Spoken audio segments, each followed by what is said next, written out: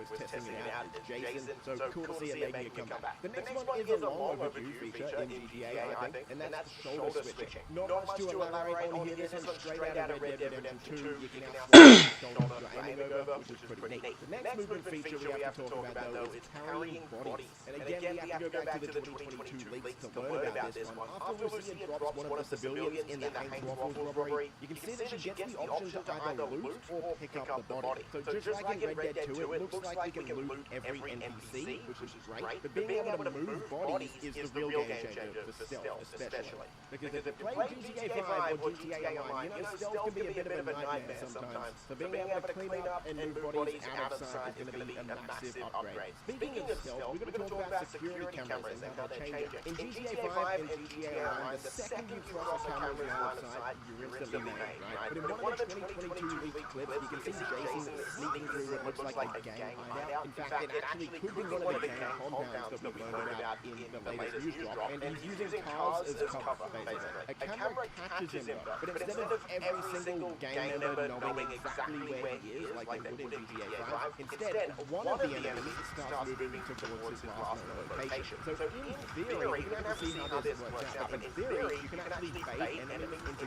going where you want them. The GTA 5 system where one camera just gets a 24/7 track on you, that is so annoying and so unrealistic. So I'm really glad it's changing, and hopefully it means stealth is way more fun this time around. Next up, we're going to talk about two features in one. We're probably keeping them two features, to be honest. But we're talking about one of the biggest means in GTA history, keeping a rocket launcher in your back pocket. In GTA 5 and a bunch of previous GTAs, you can haul around like 100 weapons, right? No idea where they go, but you can use your imagination to think where our character is hiding these weapons. And you can pull any of them out whenever you want. That looks like it's done in GTA 6. Instead, it looks like it's going to work pretty much the exact same as Red Dead Redemption 2. Not quite identical, but close. Now again, to talk about the 2022 leaks yet again, in those leaks we did get to have a look at the weapon wheel. Of course, it's a work in progress and not done yet, but this is what those fan recreations of the leaks look like. And honestly, it looks nearly identical to Red Dead 6. So here's how it works in Red Dead. You can't just stroll around with 100 weapons. Instead, you get your one-handed weapon, a pistol. You can also bring a melee weapon or rollables, and you can also only hold two-handed weapons at a time. Now, just this past week, we actually learned a lot more about where we're going to store these weapons, which is our next feature, and that's weapon crates and weapon lockers. Last year in 2025, we got this short clip where it looked like Jason and Lucia were pulling weapons out of the car trunk, and this makes sense because in Red Dead 2, of course, you would store heavy weapons or all of your weapons on your horse. So it looks like we'll be able to store weapons in our cars, but we might need a weapon crate in there. So in the pre-order Ultimate Edition bonus information that we just got, we know that a bunch of our properties are going to have weapon lockers inside them, so we can change our weapon loadout before we leave our safe house or garage. But we also learned that certain vehicles, like the Shih Tzu Swallow, for example, is going to have a weapons crate in it. So this pretty much confirms what we were expecting. We're going to need a weapons crate inside our vehicle, and that's where we're going to go back to sort of change our loadout in the ignition, potentially. The only thing that's not really confirmed is if every vehicle is going to have a weapons crate in it, or if that's something you're going to have to add after the fact. Next, I want to talk about healing, because GTA 5 system is pretty bare bones and a little odd, to be honest. In GTA 5, you heal by eating snacks, and we already know that's going to be changing. Food and drink still look like they're in the game, and you can spot them in the items that do this from the GTA 6 document, which of course was created from the 2022 leaks. But you'll also see things like trauma kits and painkillers. And this is where it gets a little bit murky and a little... Hello? What?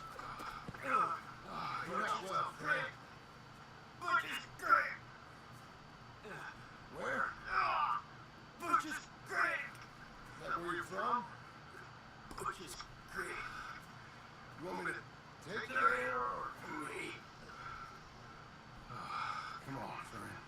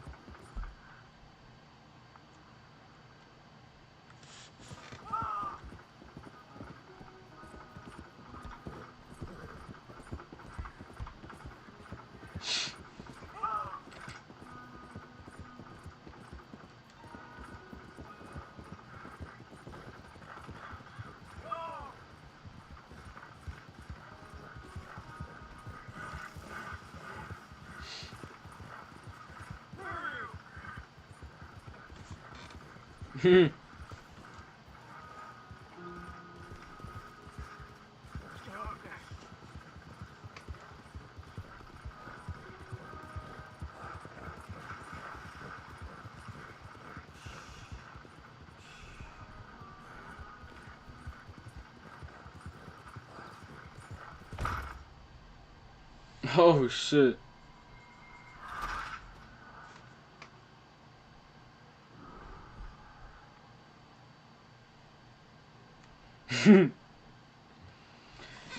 There's checkpoints on this mission.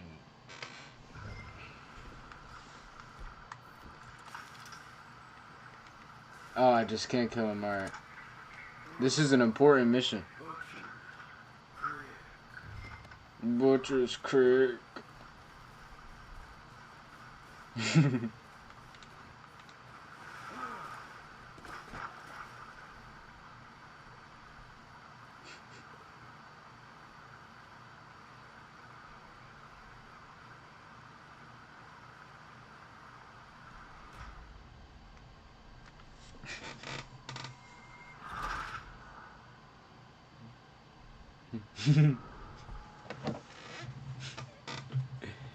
That's hilarious.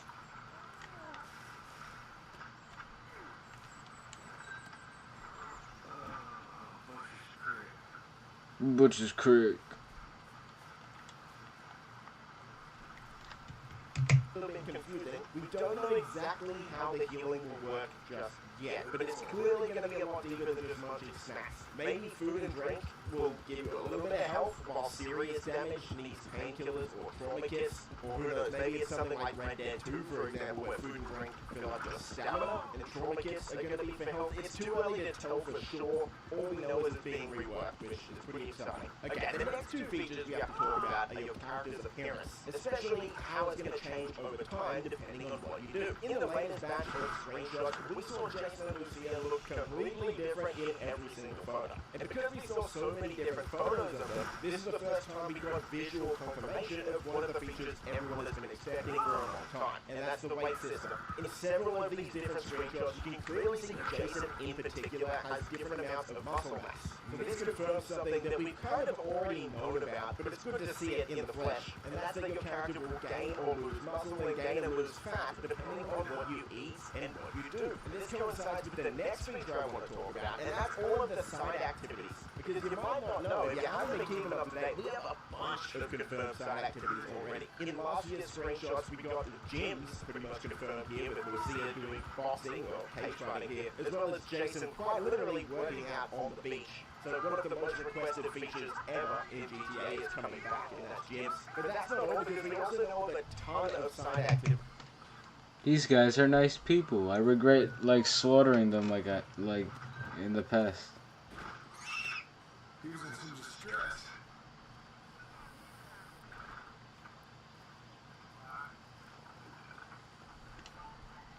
Seems calm now. Found out in the woods. The mule, sweet mule, such a nice man, such a good man. Come here. Since the troubles began, it just is not the same. It's in me. Why's he looking at me funny? Well, he's not well. It's the darkness. He said it's the darkness. Who said it's the darkness? Well, the villages. Well, thank you, sir. Thank you. The village is cursed.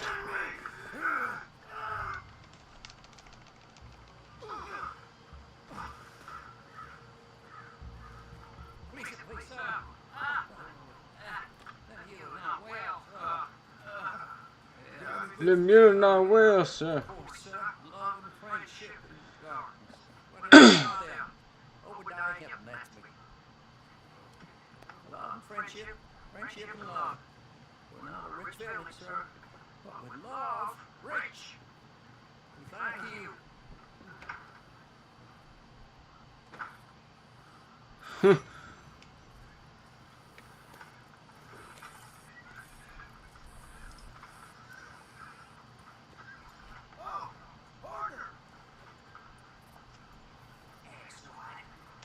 man enough to be settled now? That's a face only a mother can love.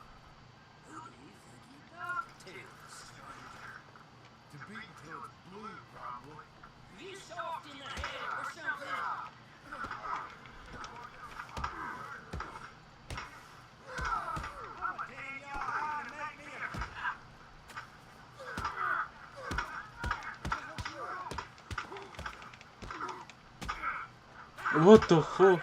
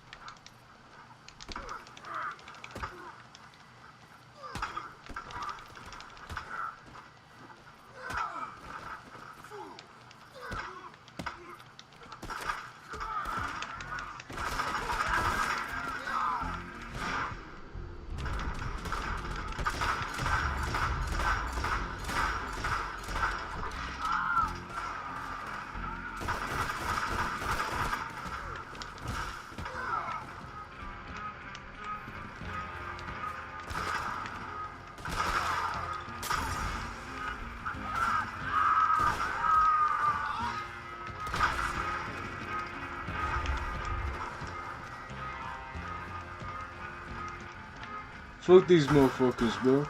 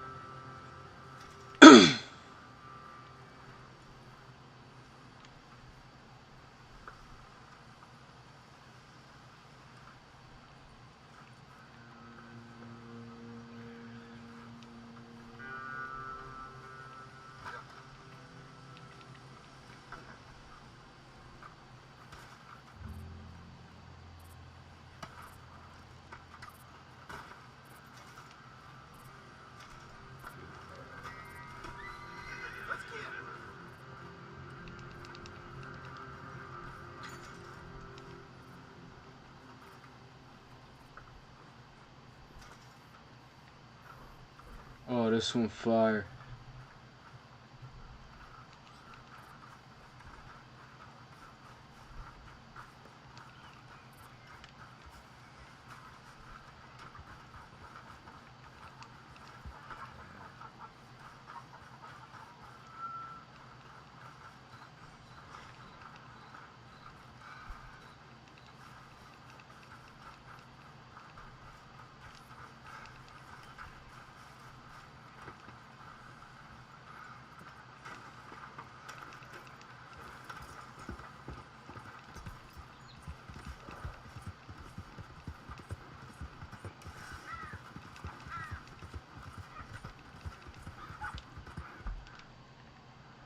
I'm going back to Van Horn, I guess.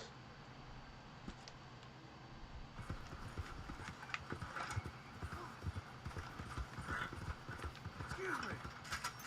Is this necessary? You ain't that tough, really. Give me your cash. Quicker.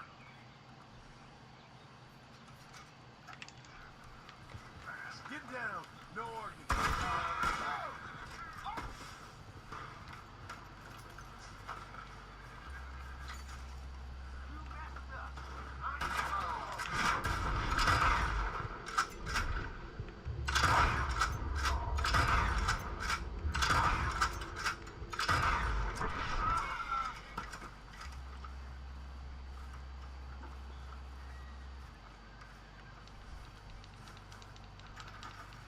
He really didn't have more than $2, are you serious?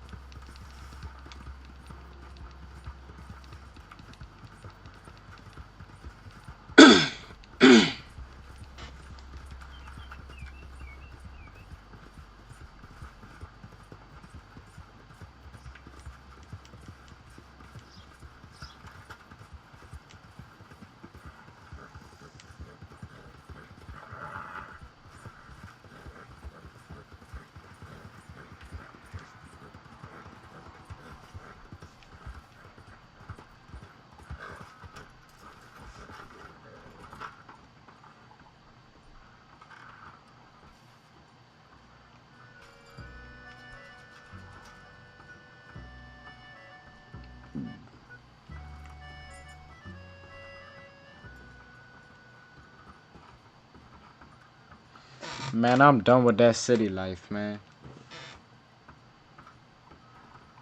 Behind you, partner.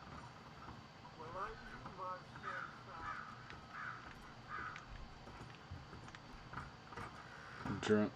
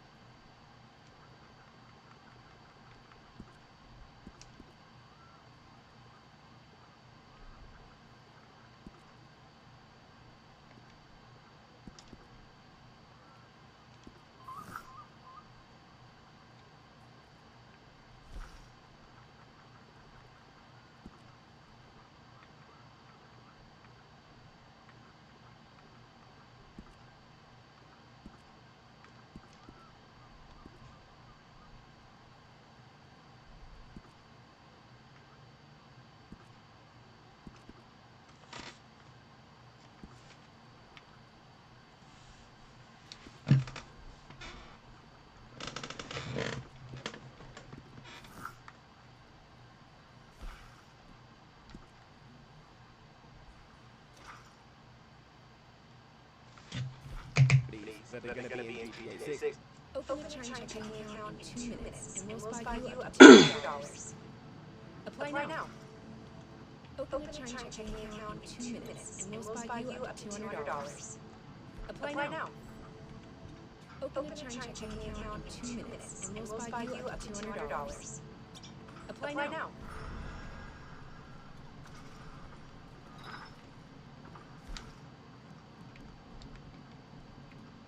Imagine being able to build an app with your name on it, just by thinking about it. Meet Base44, a complete AI creation platform.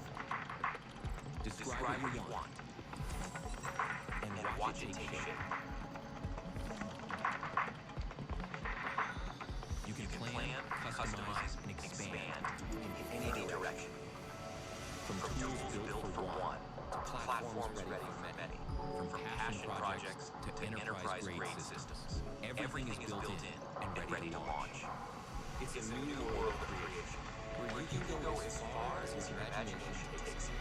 Can you imagine it? And most of them weren't in GTA 5. So just the side activities that we already know about are things like hunting, which is very in-depth in Red Dead Redemption 2. So I assume it's going to be just as, if not more in-depth in GTA 6.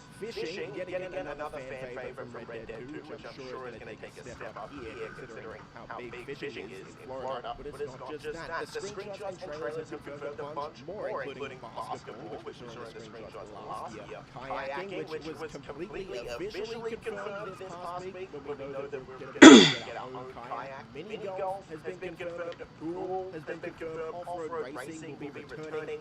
Scuba diving is going to be coming back, and seemingly a lot more in-depth. You can see in the screenshot we got earlier this week that there's a scuba suit on a boat with Jason and Lucia, as well as tennis has already been confirmed as well. So a bunch of side activities there, most of which weren't even in GTA 5. The next feature we have to talk about is a pretty awesome one, and that's classic car collections. What we understand right now, the one car collection we know about is locked behind the Ultimate Edition for GTA 6, which I know a lot of people are upset about, but we're going to talk about it anyway, and that's Wyman's car collection. A lot of this was actually leaked in the 2022 clips and game events as well, and it looks like it's taking inspiration from something like a Forza Horizon bonfire, but a little bit more in depth. This looks more like a treasure hunt. So it seems like there's going to be classic car parts and collectibles across the map that Jason and Lucia are going to have to collect.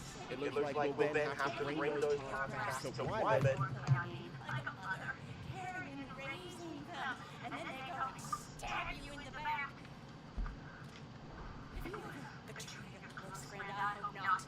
Treachery, and these are shallow, unlovable people, and unequal stars, dreamers, entertainers, and then, oh no, families, no, he's gone off alone. My little tiny magician is going to stab his mom on the back. No, fucking, no, Bro, what?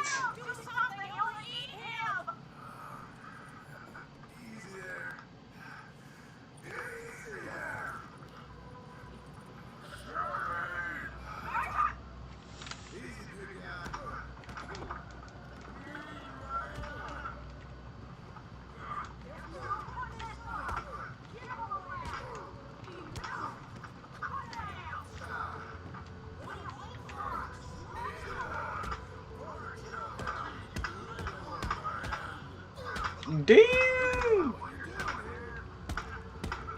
Damn! Damn! Oh my god.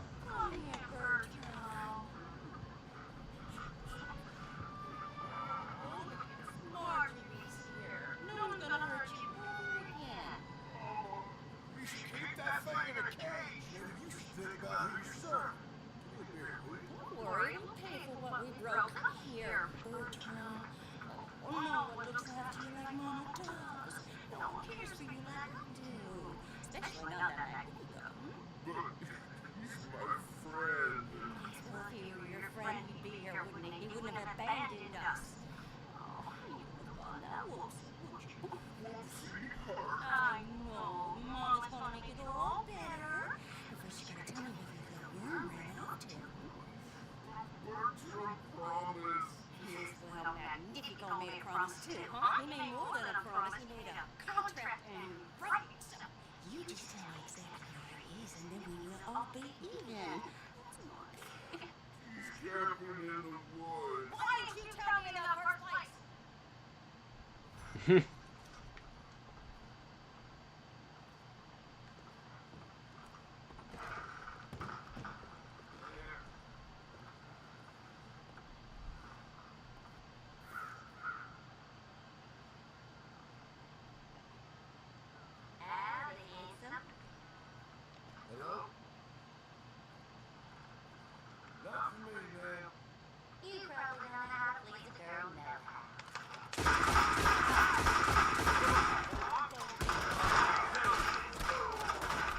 It was an accident. Misinput, misinput, misinput, misinput, misinput, misinput, misinput, misinput. Woo!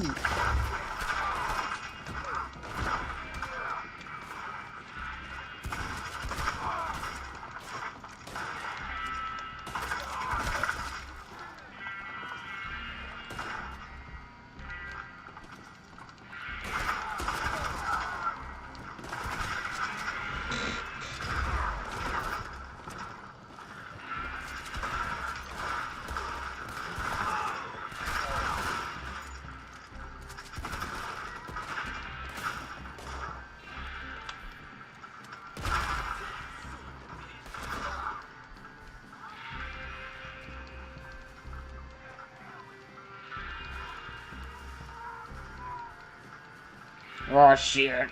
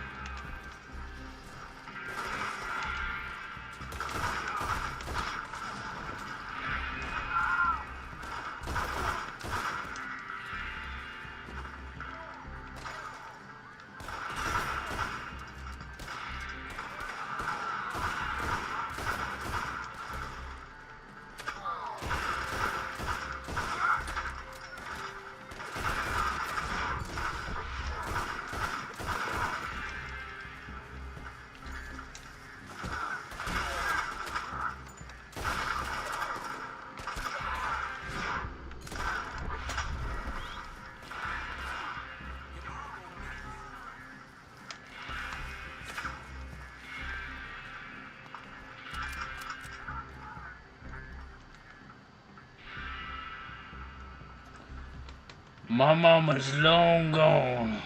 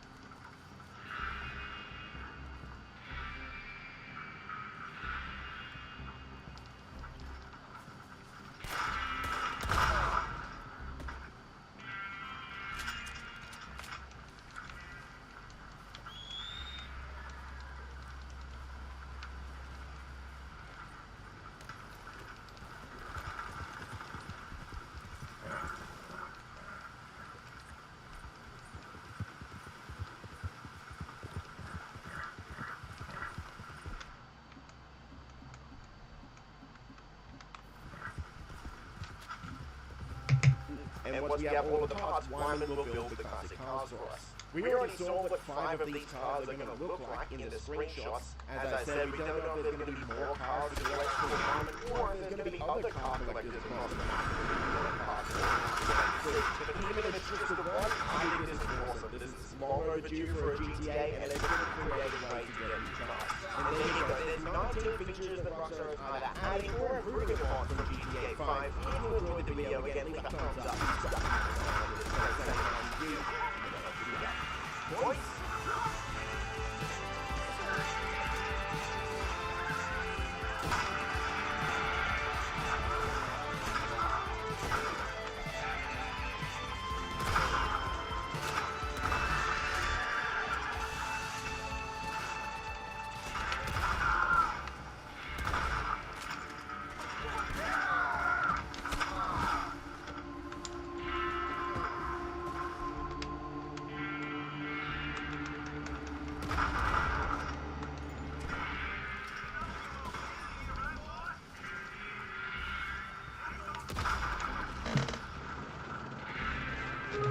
Holy shit. Within an inch of my life.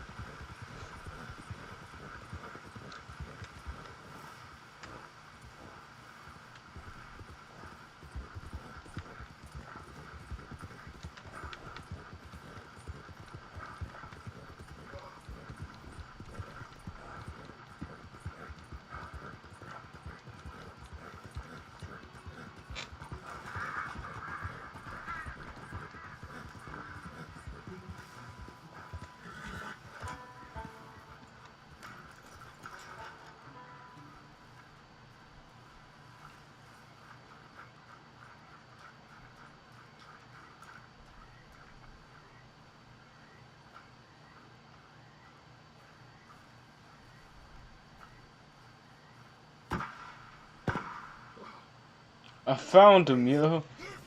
I found him, yo. Are you Magnifico by any chance? I'm not going back. She's a witch. She's a witch. Who? Bresta. Marjorie. She cares about you a lot. Well, I'm the talent. It's me. It's all me. I share the money with her, and you know that thing. No, stay away. You've made love to her, haven't you? That's not it. She's a succubus. She's a succubus. Ah, stay away from me. Bruh. Hey, partner. Come back here. What the hell?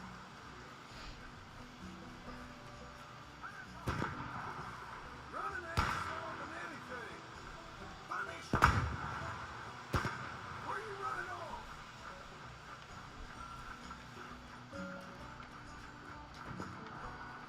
Hey, will you talk? I'm going in alone. She just wants to speak to you. I'll be top of the bill.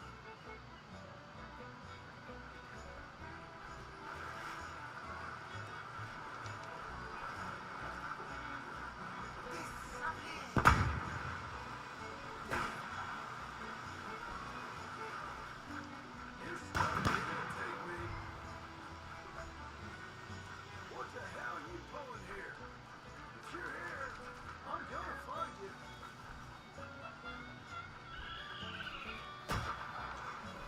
It's steak dinners. Open it up.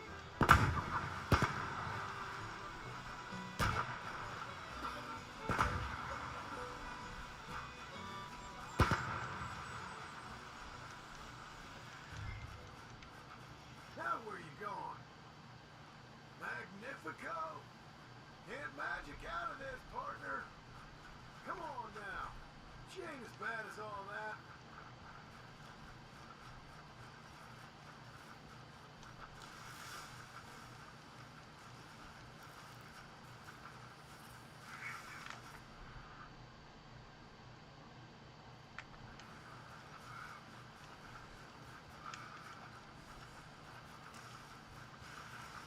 Over here, Johnny.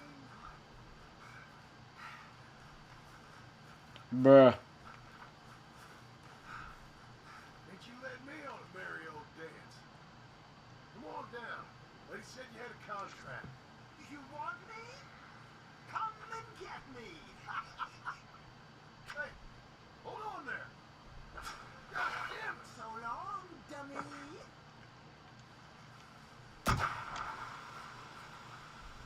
Where are you? You really? Bro, I never finished this mission.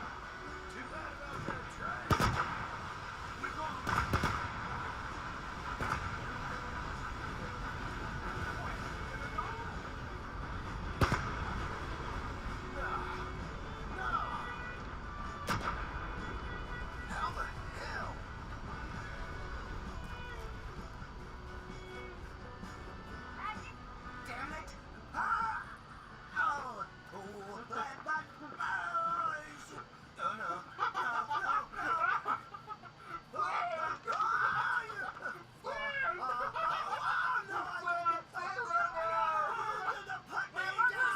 I ain't back. I'm gone. On the next train to the Great White Way. Really?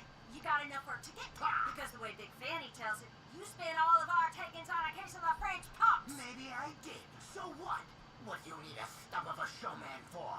Same bad jokes, the same cheap tricks, in a package half the size? You got Bertram, you got Dummy over there. Who is Dummy anyway? The missing link? Shut up, you dimwit. You sold me out. You should watch your mouth. You don't need me. You're better off without me. Even you, Dummy. Go on, clear off. Aim for the top, all of you.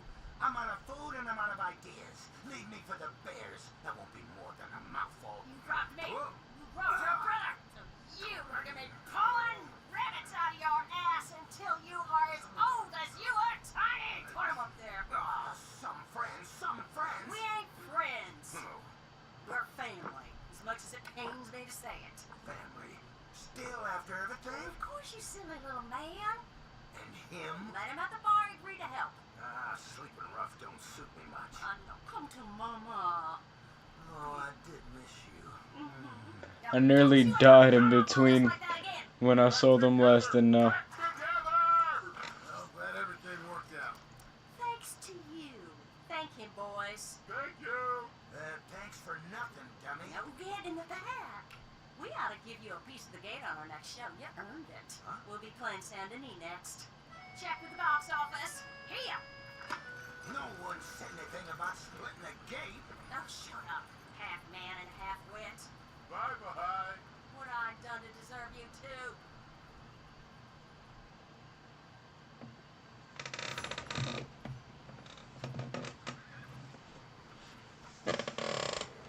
I'm going to Valentine.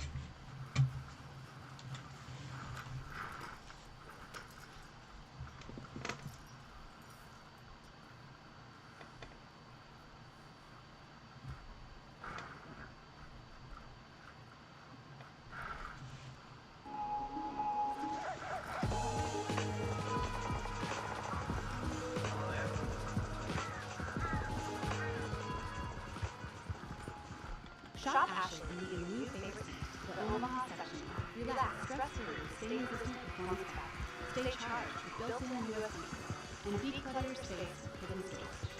Shop the Omaha section at Ashley, online or in store today.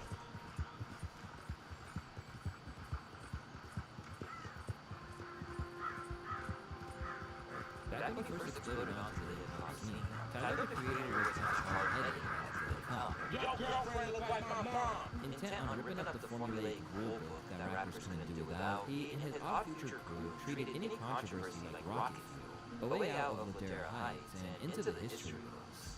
Okay, now what about your lyrics? What about them? What are you saying in the lyrics? Nothing. Shit to piss old white people off like you.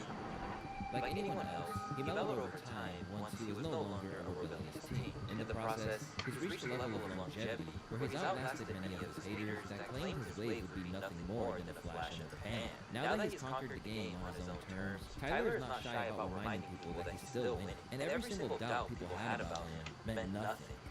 My necklaces is better than all y'all niggas. All the little cars I got like that's nothing. I can walk and I'm iller than all of you. My legs is longer than all of these.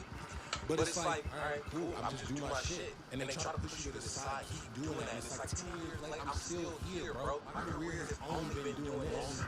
This nigga keep hot shit, 2020, where the fuck they at right now?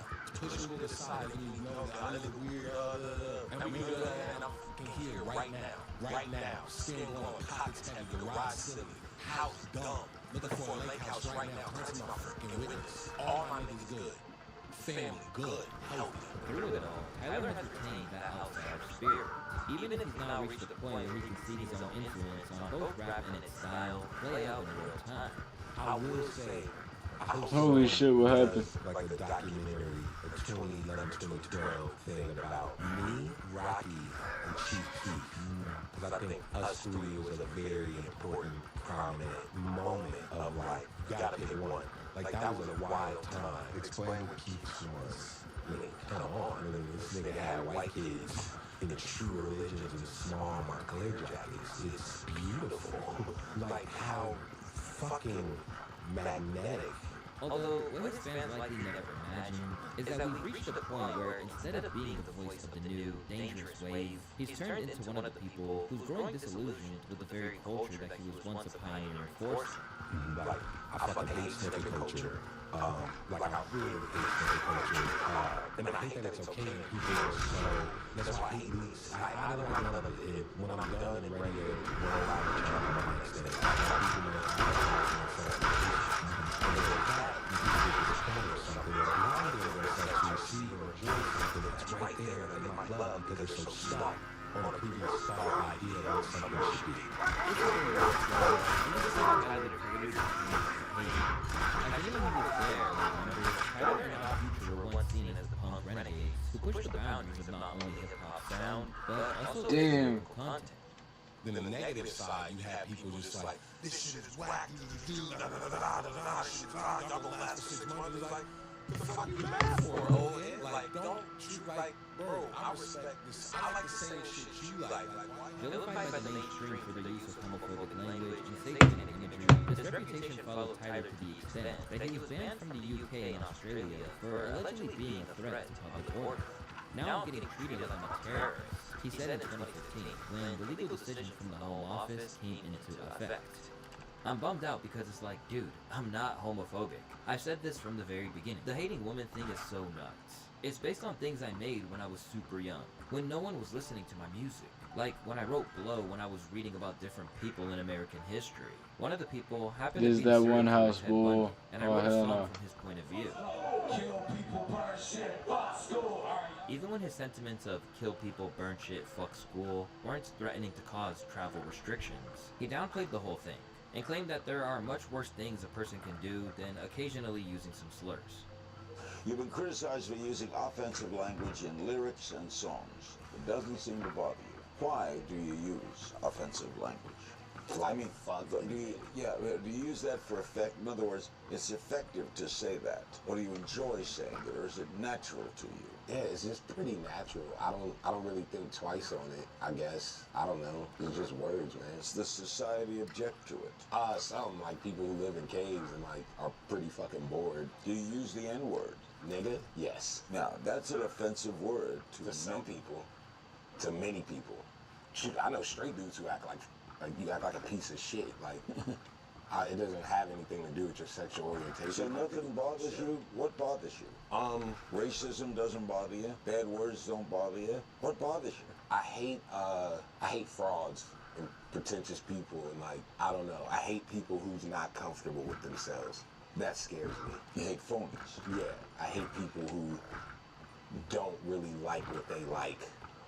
Our fans relate to our music, but most of the time, the people who say that our music is dark and weird and shit like that, it doesn't relate to them. So they judge it based on what shocks them the most. He said back in 2011, I'll be reading shit where people say, he's not lyrical, and rap is supposed to be lyrical and have passion. And I'm sitting there like, he's rapping about his life and how he misses his brother on the song Nightmare from Goblin. But I guess those people just don't relate to anything we're saying, so they're quick to judge.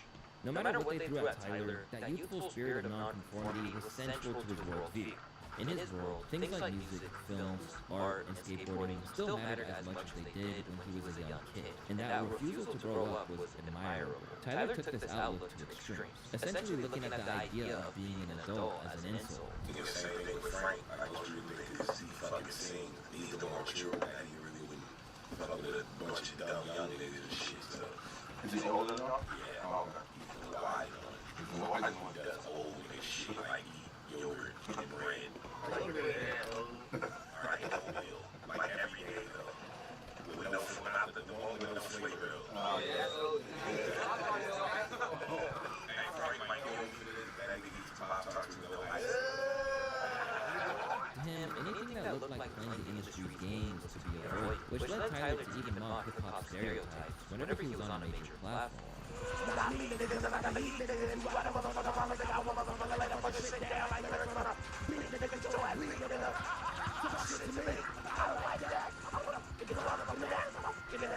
Nothing is safe, leading Tyler to even come down on some of his heroes like Eminem the minute that he felt like they were slipping or falling short of his standards for them. I agree that, What's with all the hands? I mean, you can't legal them. Why? There's so many smart influencers who give advice. You need an LLC. Eminem's albums are not, the new ones are more than the old ones. You know, I'm on that page. I'm not more about it moving me. Fuck, he put out this album called Relapse. That I like weird, blah blah blah. But it was him. It was like this is the aesthetic and what I want to go with. And he went 100% with what he liked on there. Also, from a technical, I go deep. Beats, Drake never really tried. Like it's good. I didn't like it at first. It was fucking sick. Whatever. People trashed it, and I don't know. This is just. Oh, he came back afterwards with he gave whatever one wanted. With the pop-ups and the shit. That album was dope. The one that didn't get the hand clap was a dope album. Yes. So that shit, right? And I personally didn't like it. I was like, okay, I see what it was, blah, blah, blah. So the fans that didn't really like it, you gotta do your fucking, I want the old him. I want the Marshall Mathers LP. I want the old him. Nigga, I don't know. It feels like he read that and was like, damn, you know what? Fuck. Let me go back and try to rehash a moment. On other occasions, meeting those who inspired him instantly reverted him back to being just a fan, like his famous encounter with MF Doom. Oh my God.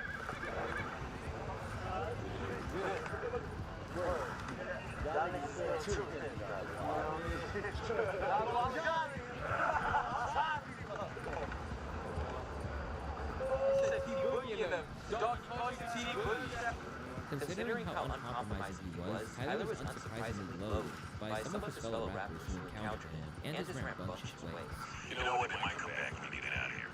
About 20 minutes later, I go to get on the elevator. I press the button, ready to escape all things. Elevator door opens. Guess who's right there? Chance Rapper and Tyler. And now I'm stuck in an elevator ride with you. You two of the niggas that have no respect for anyone else in the elevator. Y'all tell me, jokes. Did they play chorus? Yeah, I think they were wearing tie-dye.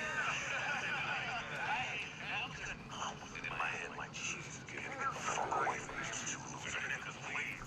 So ever since that elevator ride, wow, like their energy is just different from mine. It's because you guys were happy to be alive. In any storm that came his way, Tyler refused to back down, claiming he'd never changed course for anyone or anything. This led to a confrontation with former Black Eyed Peas star turned to voice judge will.i.am, where he basically made it clear that he'd never sell out. I made a bet with will.i.am for $1 million that I will be making money 10 years from now doing what I love and not doing what makes the most. Tyler tweeted in 2013. He said, then you make a decision on what to do to survive. No, that's not how it is for everyone. I'm not going to make music I hate. And 10 years, clearly figuring out from the tools and movies, not even in them. Watch. And by 2023, he'd certainly be proven right, even if it wasn't without its struggles that stemmed from those early days of rejecting the status quo. Initially, Tyler struggled to integrate into the broader hip-hop sphere. Many artists feared that they'd be tainted by his unorthodox style and the bad press attached to his name, and turned down the opportunity to work with him as a result. Man, on the second verse, I know Ye's, I doesn't like the song, so Nicki Minaj's voice would be fucking perfect for this. Yeah. Sent it to her. She's like, oh, we'll just read it out, read it out. Like, a month later, it's like, she didn't come up with nothing. Damn, this stoner boat was nothing. Between his wild online persona and the absurd content of his lyrics and music videos, there was a ceiling on what Tyler could accomplish. So, after getting some advice from one of his musical heroes, he switched up his style in a way that kept the essence of who he was as an artist. So what can you say? Make something undeniable and then make it equally as infectious. Why are you doing music? Is it just because you just want to look cool? Because that will burn out. When it becomes purpose-oriented, it can be as cool as the flashy shit, but it'll be much more meaningful. Oh, fuck. Okay, no more being silly, no more music first. And at that moment, we went home. I just wanted to change everything. I just wanted to switch. And the switch fucking happened. This light bulb moment created a new era for Tyler. In fact, his career can be divided into two periods. Before the release of his 2017 record Flower Boy and after. On the album, where he revealed more about himself than ever, Tyler leaned into the melodic style of his music, paving the way for his first #1 album with the landmark project Igor.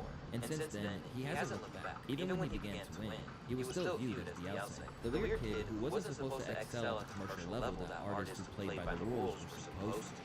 Bro, that Khaled thing was like, it was fun just watching a man die inside because of the guy that, you know, the weirdo was winning. I was moonwalking in a wig.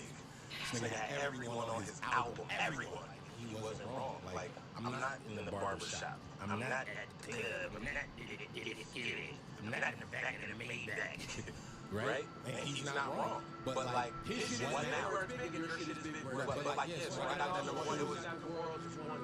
It's not all, that's what I'm saying, bro. And it's like, I just let that number one speak. Nigga ego had to deal with that because his whole identity is being number one.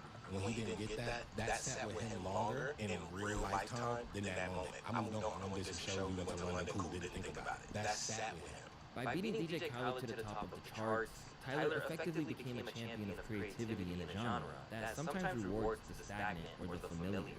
In turn, it solidified his status as the voice of a generation of kids who wanted to push the limits of what was expected of the culture, but that didn't mean he was completely satisfied, and felt that the attempts to put him in a box by institute.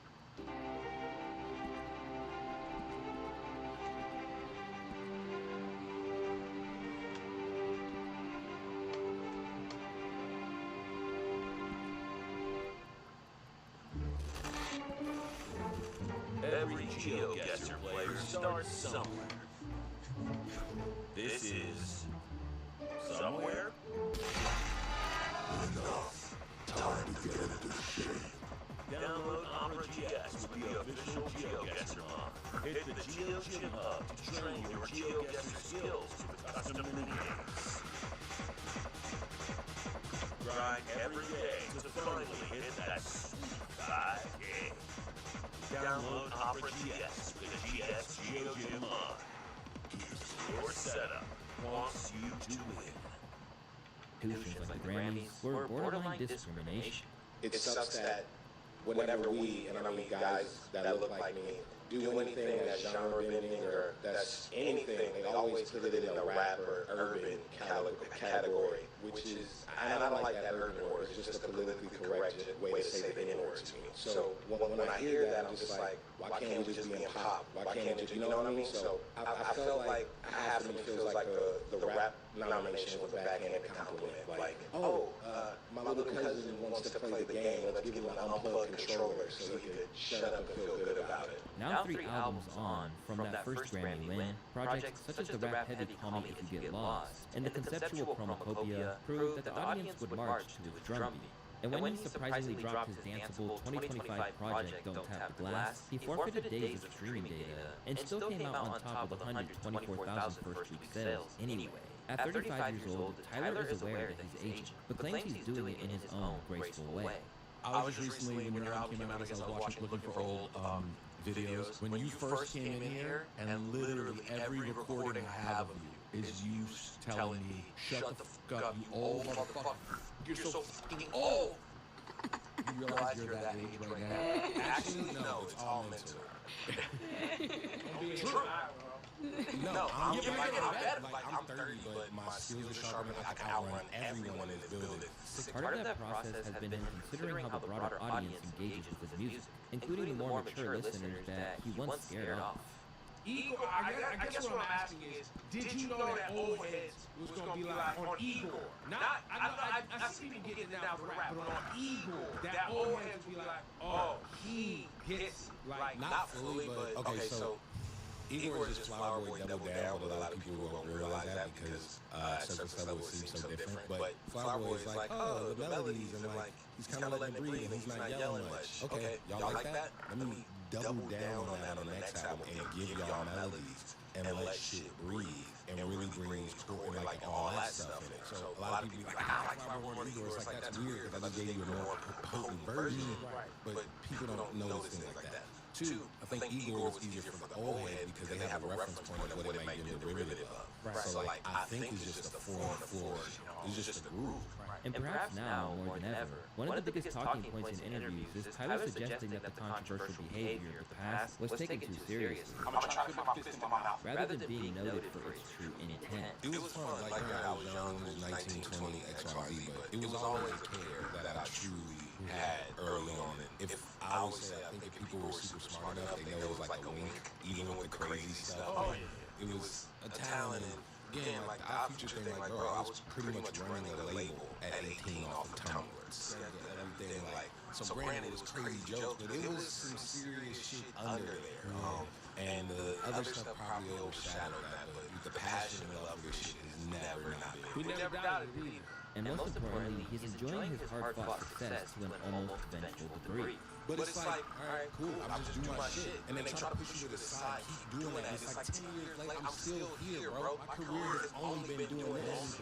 It's niggas, shit, 2012, where the fuck they at right now? Niggas pushing you to the side, and you know that I'm the weird, and we do that, and I'm fucking here right now. If Tyler just remained focused on savoring his own victories, then it'd be hard to imagine anyone grudging anything he's done. After all, he had to scrap tooth and nail for every bit of recognition he's ever had. However, even some of his own fans have suggested that after so many years of flourishing, Tyler has morphed into one of the gatekeepers that he once rallied against, judging others who are pursuing the same path that he once did in an elitist way that it's hard to imagine his younger self ever approving of. As you know by now, Tyler isn't an individual who's going to sugarcoat his true feelings about anything. So when he sees something in the culture that he doesn't like, any interview is potentially an opportunity for him to go off. In recent years, Tyler has increasingly created headlines for doing exactly that. Among the issues that Tyler has expressed is his belief that some of the artists out there today are taking the culture for granted. Is your frustration because you care about this art form so much? I love this art form so much, bro. And there's so many niggas out right now that aren't musicians that are getting treated like musicians because they make meme records or whatever. And I'm like, these niggas publicly will be like, I don't give a fuck about music, I gotta do this shit for money. Like, when every publication is like, hell yeah, let's put that out, man. A 15-year-old, a 12-year-old, 20-year-old will see that and be like, man, shit, I don't care about shit too. This is a quick bag. Now you taking a spec.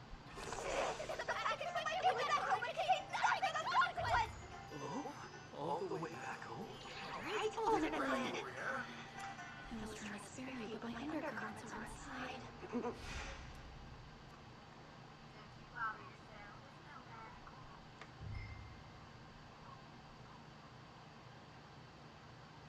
I can't keep track of all my subscriptions, but my BFF Experian can, and could help me easily cancel the ones I don't need. Get the Experian app now.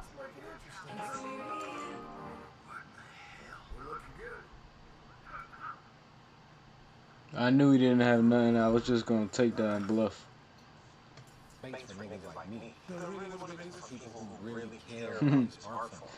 Yo, my boy John getting old, bruh. Interesting on a number of levels. For one thing, the idea of a man who wrote tracks like Bitch Suck Dick, complaining about meme records, seemed a little like he's forgotten those comedic roots that he felt the need to shed after Pharrell's advice. Back then, he probably wished he could be treated like a musician, even if he had a juvenile sense of humor. So while no one is disagreeing that there are certainly artists out there who aren't taking the medium seriously, and are only in it for a quick buck, Tyler's assault on the young artists in the hip-hop scene certainly didn't end there. In that same interview, he got more specific, aiming directly at the Lil Yachty endorsed white trap rapper Ian from mocking Future. White kid. Regular, like, Caucasian man. And he's, like, mocking Future and Gucci Mane, like, rap music. And, like, people are like, this shit hard. It's not even, like, satire. It's like, I'm just joking, I'm just mocking it. But I'm like, no, you can't do that. I feel rap music so close to my heart, because this shit changed my life and everyone's life around me, and I'm a nerd about this shit. This is, like, weird. Let's make one thing clear. Ian is not a rapper that anyone is looking to defend, possessing a derivative style that really isn't bringing much new to the game. However, it's also important The Fold Master over here. who was raised on Atlanta hip-hop. So, while he's not bringing much to the table, and actually hasn't dropped in a while, not everyone in his audience was down with this crusade. Instead, they felt like he was getting caught up in something that he should have been able to ignore at this stage in his career. Over the past year or so, and with the new album rollout, Tyler has not only been embarrassing himself, but has also shown clear signs of insecurity and fragility. To set some ground rules, Tyler is a generational artist whose work and discography will stand the test of time as true art with passion and feeling behind it. With this established, I find his jabs and constant criticism of passive listening to be not only embarrassing, but absolutely below. I hate to use the term old head, but it fits the bill. For example, his calling out of 19-year-old rapper Ian is so distasteful and dumb on his part. Tyler is astronomically better than Ian. Ian's music will come and go, and will not be taken as seriously as Tyler's, which isn't a bad thing. Ian's music is fun, and yeah, it sounds like Future, but it's such a waste of time for it to be hating on it. It's punching down a little guy. Not only is he 19, but also a shit artist. Like, dog, shut up, you're better than that. Don't waste your time on Twitter and in interviews whining about, oh, no one takes music seriously anymore. I know that I, and many others, have been deeply affected by Tyler's work, and it has been such an impactful inspiration to me. It's a dumb talking point for him and embarrassing for him to even mention. I am not an Ian fan at all, for the record. In time, Ian even responded in a lyrical Lemonade freestyle, basically saying that he just endured one of his heroes taking a pot shot at him, that his motives have been misconstrued. Back then, I really loved our Future. I ain't never sat down trying to mock Future. I ain't want to show no disrespect, so I kept my mouth shut, and that's not human. Now, if this was an isolated incident where Tyler slipped into his old head mode, then it perhaps wouldn't be such a big deal. However, it certainly wasn't the case.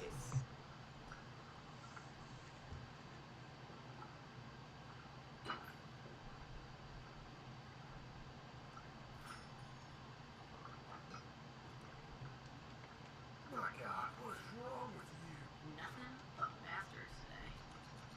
Give me anything you like. Whiskey?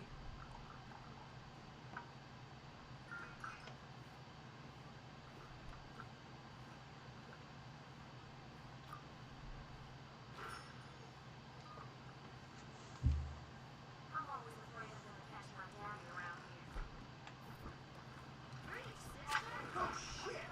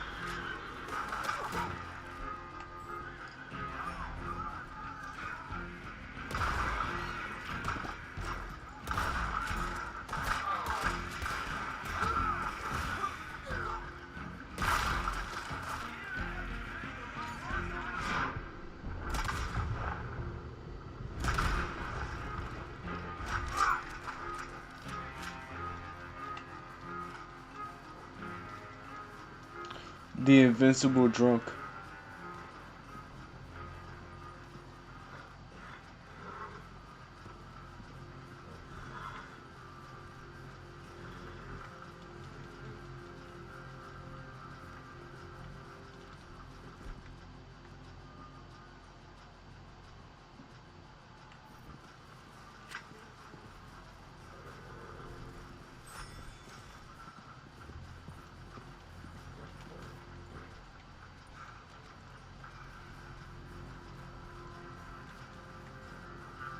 I'm too drunk to ride the horse, bro.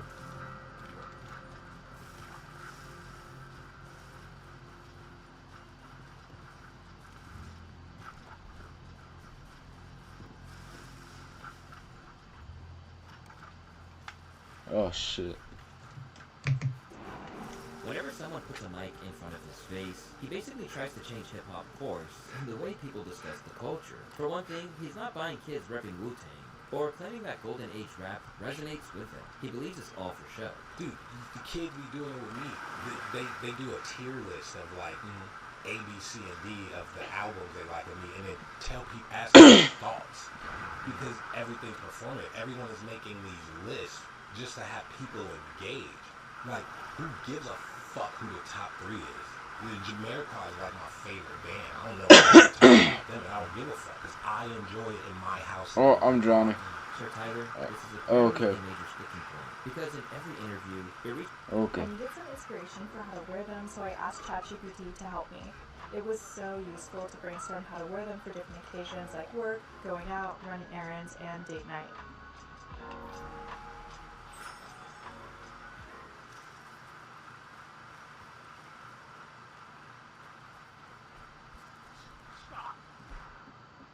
When you shop at Ashley, your furniture evolves with your home over time. With a wide selection of modular sectionals, you can rearrange as your family grows. Plus, Ashley's stain-resistant fabric options will keep it looking brand new. Shop modular sectionals at Ashley, in-store or online.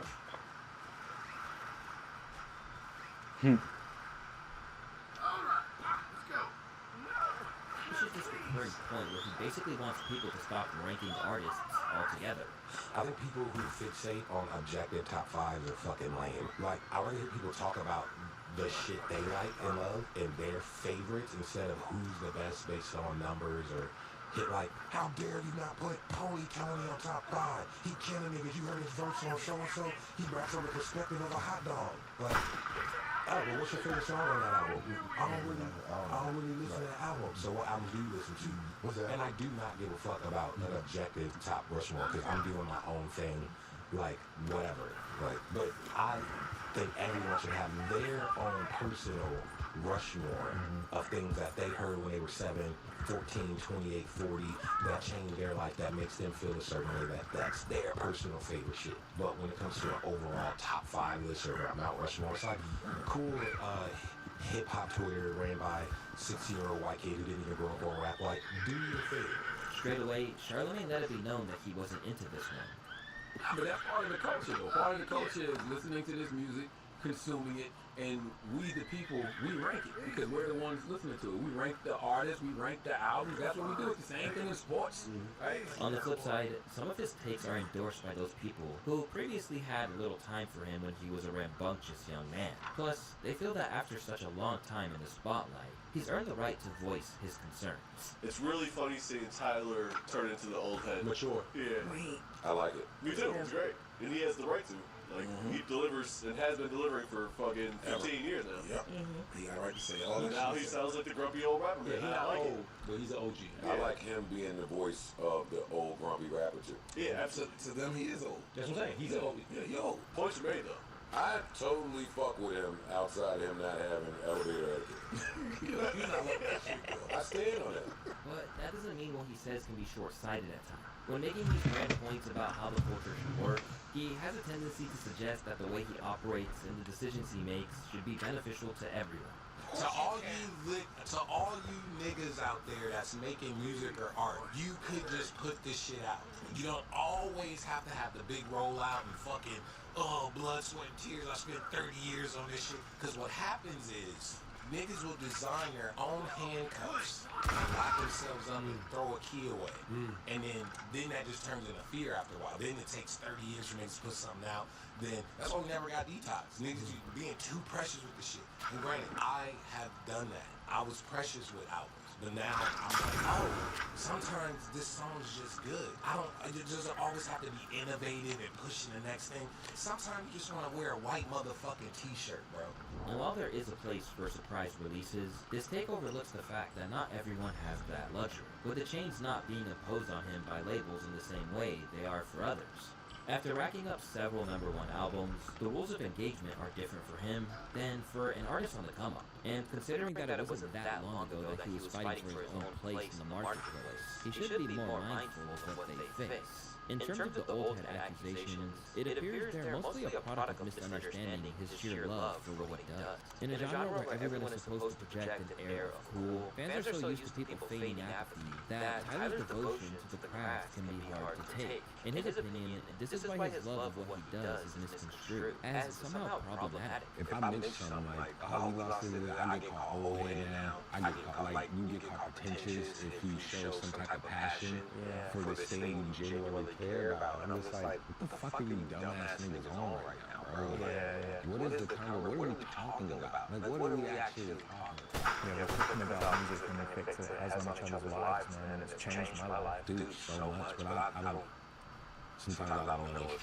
music's listened to in that same way. Now armed with one of the biggest audiences in modern hip-hop, Tyler is now so popular that some commentators are willing to put him in those same conversations that he vocally rallies against. And with Tyler, he has all those things. His interviews are crazy, by the way. And his social media presence is uproarious, but very poignant, because it's very honest. Anytime he does a conversation, whenever he has an issue with something, he has an issue with something, which means he has a point of view. We know what Tyler likes and doesn't like. That immediately brings people closer to you. And then you start just thinking about the impact of Warrior Squad. He had a whole sketch comedy. So there's a whole generation that grew up laughing with Odd Future and the crew. You know, you look at the success of Earl, for example, or Frank Ocean, for example, right? So we've seen other Odd Future Tyler creative products have incredible appeal from a music standpoint on their own. You look at the success of this festival, you have a whole, at least Los Angeles, a whole coast of people who are used to running to Golf Land Store or to, you know, Camp Flog Gnaw and experiencing Tyler's imagination and his perspective, perhaps separate from his music altogether. And when you think about how he talks about art, music, and cultural matters in interviews, it seems that Tyler does enjoy having a voice that people listen to. But there is a side of the coin that he's less enamored with. Because, to put it mildly, Tyler hates fame, and his inability to have success on his terms is a real sticking point for the full-flame pioneer. Tyler, how you doing? Good. My name is Jack. I'm from Tanzania, but I picked Conan in line, and I wanted to ask you this. What's the most expensive purchase you've ever made? All right, I appreciate that. All right, I mean, I was just trying to be good. That's what I was asking you, like I create Conan in line. I was just trying to figure it out. Over time, Tyler's perspective on the trappings of notoriety has changed. Back when he was still on the rise, he strived for it, and suggested that being unknown simply was not an option. I'm hungry for greatness. I want to be great. I want to be an icon. I want when I die, I want people to cry and fucking make posters in the fucking nation about what the we just lost a hero. That's what I'm hungry for. I'm hungry for VMAs and Grammys. That's my main goal. You know? This underground bullshit. But long after he made these comments to a journalist at South by Southwest, Tyler probably has a new appreciation for the phrase, "be careful what you wish for." Because of these days, he's so accustomed to getting hounded in public that he's actively campaigning for meta glasses to be banned. And in a lot of ways, this is an extension of his paparazzi issues, something that he detailed on a track from Cornucopia, as he declared.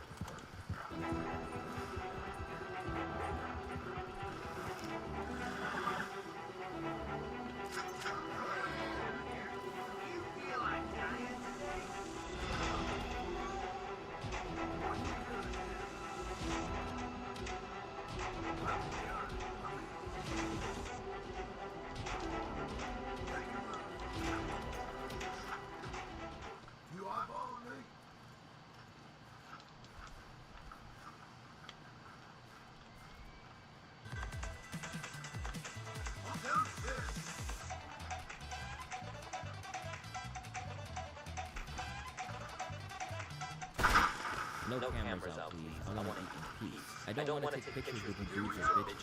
Nervous system is shook. Wait 419. LA would do that to you. Where are you from? Who you? Satellite screenshots, paparazzis, NDAs. Privacy? Yeah, I got a better shot than NDA. These sentiments have not been limited to his music either, being foreshadowed in interviews with people like Matt Carter. What kid? All these fucking kids, internet crazy, bro. These kids have everything, and like, listening to music, they want to know who your sister is, and like, what you ate for dinner. Like, mind your fucking business. Go the fuck outside and listen to the damn art or the music. Like, So they drive you crazy. like, fuck. Like, because of the internet, people don't know personal boundaries no more. And it's normal, and everyone thinks this shit is cute. It's like, we don't know each other. But then I get called an ungrateful asshole because I'm like, yo, I give you the art, I give you the music, high five. Why are y'all niggas showing up to doorsteps? Why are y'all niggas fucking hacking this? Why are y'all following niggas mom's home because you like the song? But you're fit. No, calm your fucking ass down. Listen to the song. Listen to the song. Watch the whatever it is. High five, say cool, what's up, maybe a photo. But y'all niggas, in y'all spare time, y'all hobby is being weird, stalker niggas. Boy, you will get shot. And if you're wondering whether he really means it, then you just need to look at the showdowns he's had with them that have been caught on camera.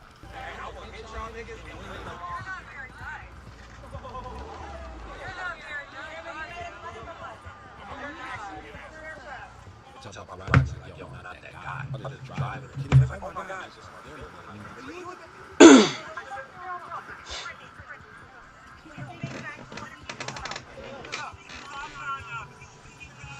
I tell him lightly that's a dub. Now, I kind of hope we get to a point where, like, these people who cross those lines who feel like it's justified because they download an album really start, like, understanding consequences that come with actions. Because when I grew up, you say the thing, you get hit in the fucking mouth. And I'm not playing. You walk up to me, you say something, I was on the tree. Oh shit, what's going on? Aside from the community's style attention to demand, his issues with the public's glare go so much deeper than that. Throughout his career, he's made it pretty obvious that he doesn't like the energy of some fans or artists that come up to him. I don't need the weird, like, oh, I gotta, like, man, you were a king. It's like, nigga, I know, I'm awesome. I don't need the weird, it feels performative. I hate performative shit. Like, say hi. And then niggas be like, oh, that's my brother. Like, nigga, we met once. You don't know my family. I don't remember your name. You know what I hate? This happened at Coachella. Niggas you may have met once, maybe, doing this. Like, they see you, they're like,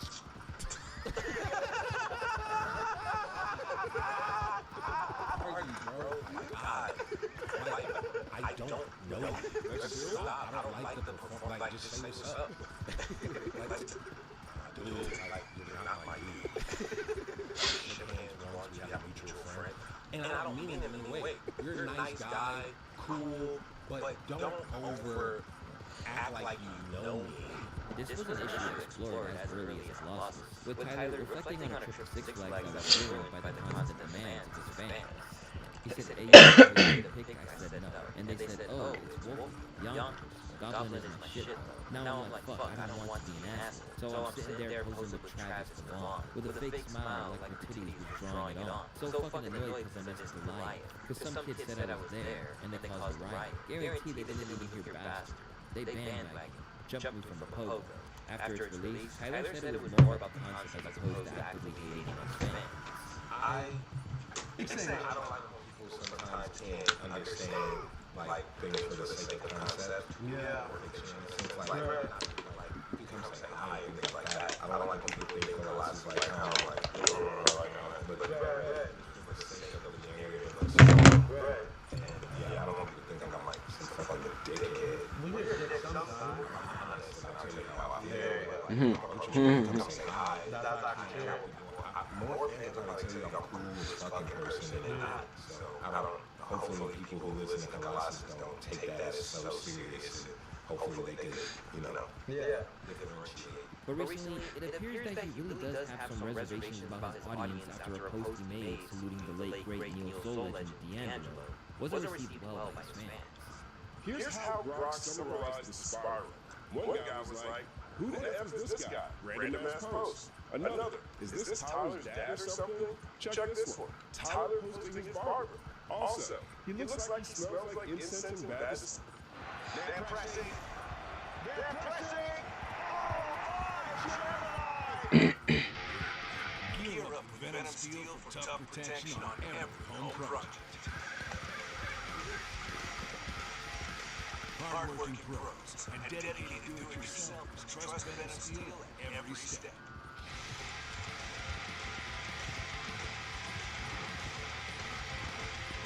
Get proven protection and performance to help you crush your next project. Venom Steel. Tough protects tough. It gets worse. Why Tyler using old heads now? Stick to rap. In a hastily deleted tweet, Tyler shaded his predominantly white fanbase by declaring, "The Sun Dodgers are out of control, man," before liking another post that aired them out for their ignorance.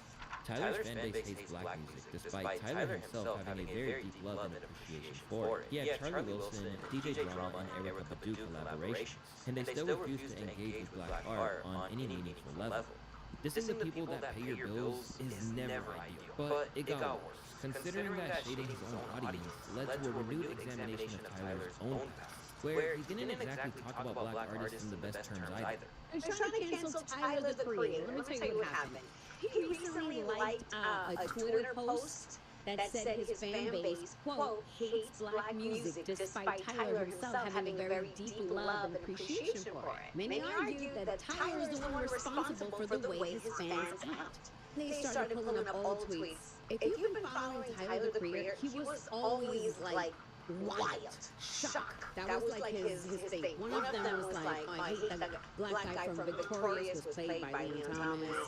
Another one that talked about Trayvon Martin that said if this Zimmerman age doesn't go, I hope blacks don't riot or don't go to prove to the others that they are animals, a lot of cursing. Plot twist, and I think Tyler knows it. Tyler's been making black music the entire time, unbeknownst to his fans, which I think is probably the funny part to him. They've been loving his music, which is black music. This is happening because he put up a dirty, emotive, pouring his heart out post about how much he loved D'Angelo. There were people who jumped in his comments talking ish about D'Angelo. That prompted the whole thing. You can't really cancel somebody who already got canceled by a whole country. Y'all remember Bro couldn't travel to Europe and Australia and all of this? Left contending with the remnants of his less enlightened audience, his critics have pretty much suggested that even though he's in an entirely new era, those first impressions he made still follow him around when it comes to the composition of his fan base. He did that to himself. Just saying. Agreed. He made a bag off being self-hating and now resents it. Boo-hoo. When it comes to Tyler's change in ideology and vision, it is a very complicated wedge to navigate, because while some may rush to call him an old head, he's ultimately just a man paying homage to the art that molded him. Like, bro, I be so open and loud about the shit I love and that inspire me and this and that, blah, blah, blah. And I think sometimes the problem is it doesn't go through people's filter. And in some ways, this has been the case. Even when he was a radical pushing against the grain of what was acceptable in the genre. Here we have, right here, we have a James Pants meets Egyptian motherfucking lover, nigga. Goddamn. Now, what can you say to people about James Pants? He's awesome, he's white, he makes real ass nigga music. And here he is with the Egyptian lover, Electro Legend from LA. This nigga used to fuck with NWA and shit. That's crazy. On Future. He's crazy. On Future, another gift for you guys right here. Roy. This is my nigga. Is this okay for you, Tyler? Because you're looking for more of the unreleased, aren't you? No, I don't actually. I'm about to go buy a fucking record and shit. As a student of the game, it's not really any huge surprise that he's a man who doesn't appreciate the low-effort music as a content model that many artists adhere to today. Because it's not as though he's ignorant to what's happening in the modern scene. Through Camp Flana, he curates a festival lineup every year that routinely spotlights new talent. Plus, his albums aren't exactly free of features from up-and-coming talent either. In many ways, the backlash Tyler has faced since he began fighting with the rest of the music industry is going only exists because, when he first arrived, he felt like he was sent to destroy the traditional ways we knew them. And for that reason, any concession to shutting down artistic expression is likely to be taken as him selling out. But at the end of the day, it's unlikely that this will bother Tyler, because if his entire journey has taught him anything, it's that he knows he can and won't back down. People want something to believe in, and it can either be positive or negative, but it's just how you carry yourself. If you carry yourself just with those leader qualities, like, I don't need to listen to anyone, I'm gonna do this, I believe it. Some people be like, oh, yeah. You know, I guess I don't have to be a part of this box. And that's how a lot of the greats are, I guess, which I just know the similar qualities. They're themselves no matter what. So even if you do think Tyler has turned his back on his past philosophy, or is now just another conformist in the mainstream machine, I can guarantee that he isn't going to let it stop him from doing what he does best. Unlock incredible deals and explore the best selection of musical equipment at Sweetwater. From stage to studio and everything in between, Sweetwater has everything you need to take your sound to the next level. Don't wait. Shop now at Sweetwater.com.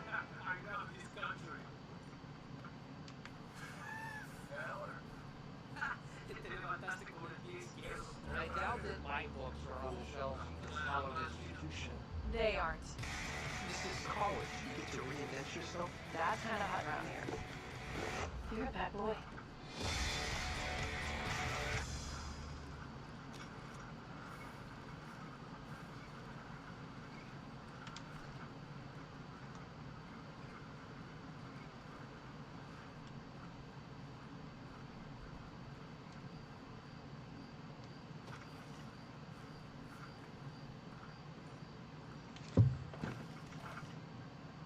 This is Trevor. He has started Michael with Franklin for the very first time. He has no idea who Franklin is before this moment, but watch what happens very carefully. Franklin. Come on, you better take off. Really. Shit, I'm good. I ain't Bill. Whoa. Well, am I detecting some sort of son I never had bullshit here, Mikey, huh? In an instant, he has figured out that Michael and Franklin has a father-son-like relationship, which is accurate. This is what I call being realistically intelligent. There are many characters in gaming history that are some of the smartest. However, the difference between them and Trevor is that Trevor's intelligence is realistic. He is a crazy, chaotic individual, but he still makes mistakes and has blind spots for people. That, along with the fact that he is very perceptive, makes him one of the scariest people in the Grand Theft Auto universe. Today, I will explain to you why Trevor's intelligence genuinely scares me, because the one thing that is more terrifying than a chaotic person is a chaotic person who knows what they're doing. Who? Fucking hell! Let's just start off with Trevor's realization of Michael being alive. After the prologue where Michael wanted Trevor to die, he escaped the cops and lived a life in Sandy Shores while mostly keeping under the radar. 9 years later, Michael met Franklin and they robbed the Bangelico jewelry store in order to make money and pay off Martin Madrazo. During the prologue, we can see Michael say a movie quote when a guard exposes his identity. You forget 1,000 things every day, how about you make sure this is one of them?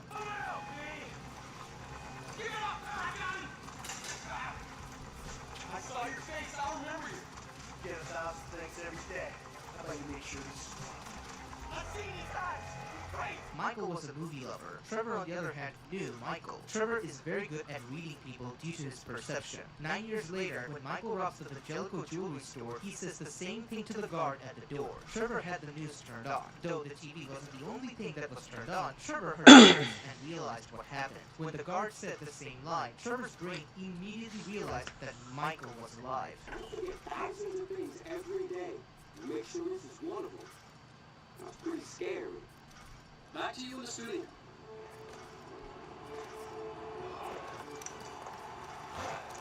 You wanna get lit now, sugar? Trevor, baby, you wanna smoke up now? Why did Trevor have the news on? That's because whenever a heist was pulled, Trevor would always keep his eye on them. Since he loved pulling scores himself, every news of a score being pulled was attractive to him besides Ashley. Being able to put 2 and 2 together after 9 years in an instant just shows how snappy Trevor's thinking is. Though I should mention that Trevor warned Michael, so it is likely why he connected the dots fast. It's been nearly 10 years. Which you'll keep for another day or so, huh, old friend? You motherfucking fuck! I grieved for you! Hope that ain't your blood. Forgot I'm covered in blood. Well, guess who's coming to shit on your doorstep, you fuck!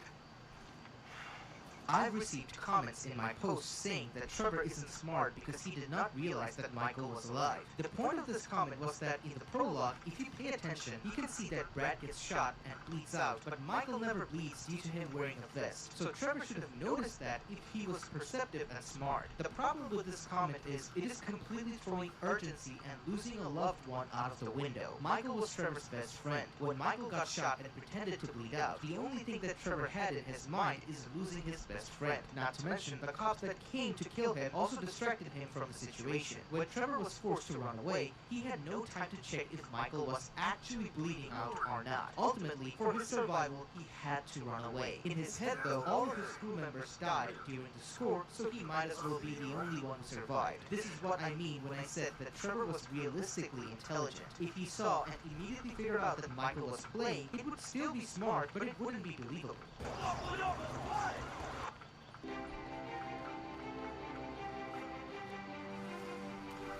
ilmaha yaray marka hore ku gooshumaysay naqs baa hayay qufac saa'id bay ahayd hadda wuu soo roonaanaysaa quficii wuu soo yaraaday shubankii wuu ka ba'ay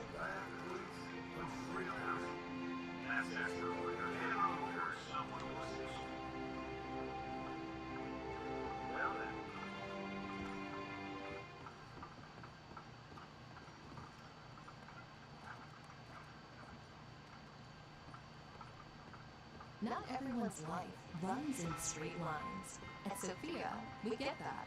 Our flexible, affordable, self-paced college-level courses help thousands of people just like you complete their degrees for only $99 a month.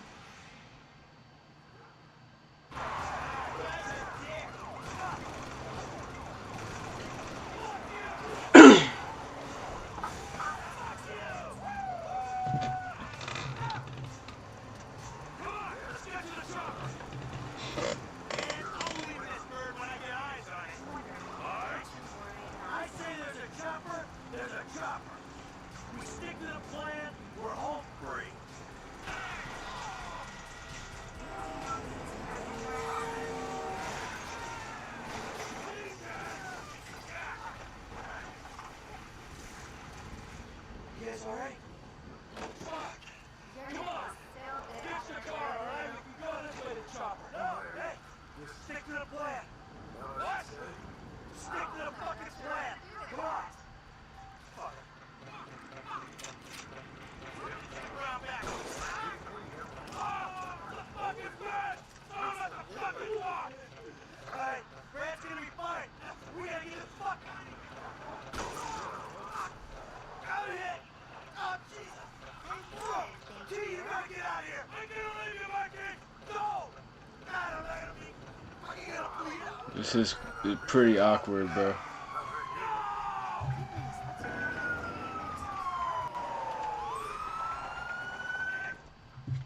This is the rabbit hole iceberg. Google defines a rabbit hole as a bizarre, confusing, or nonsensical situation, and this iceberg chart has a lot of that. I've been making iceberg chart videos for a while now, and I can say that this chart has some of the most interesting and strange stuff I've really ever seen, and there are a handful of topics on this iceberg chart that are genuinely very unsettling to me. This iceberg chart has so much strange stuff on it. It is so dense, and you could probably drop a 5-hour video essay on any single one of these entries. Now, before we get into this, there are a couple things that I want to quickly mention. Of course, there is a lot of stuff on this iceberg chart. While covering this iceberg chart, I want to keep a pretty good pace going through these things. Now, I don't want to get bogged down on any single one of these entries for too long, so I'm going to go through these pretty quickly. When I talk about these entries, I'm mainly going to give kind of a summary of what's going on. You know, I kind of want to hit on the main points, talk about some interesting details, and then we're going to move on. You guys are going to be kind of getting an oversimplification, but I want to cover everything here today, so it's kind of what we have to do. Oh yeah, and then there's one more thing I got to say before we get into this. Today's video is sponsored by Display. Displays are metal posters, and they're kind of a nice alternative to standard BD posters.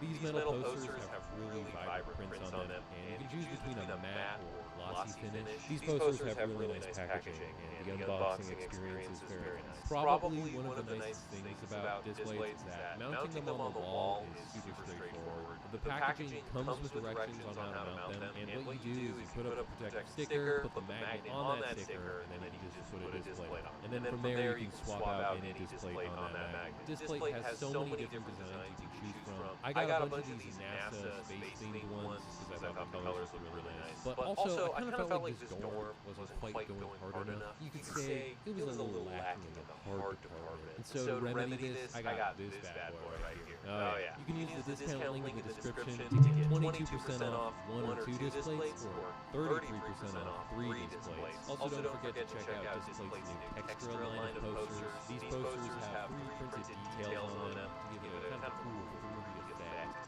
The balloon. During the Cold War, the U.S. Navy basically set up a bunch of underwater microphones in strategic locations across the globe, and what the system was intended to do was to detect Soviet submarines. Based on a lot of stuff I've read, it looks like it was actually pretty effective. In 1990, the U.S. Navy allowed this other group called NOAA to use the underwater array of microphones for something besides detecting submarines.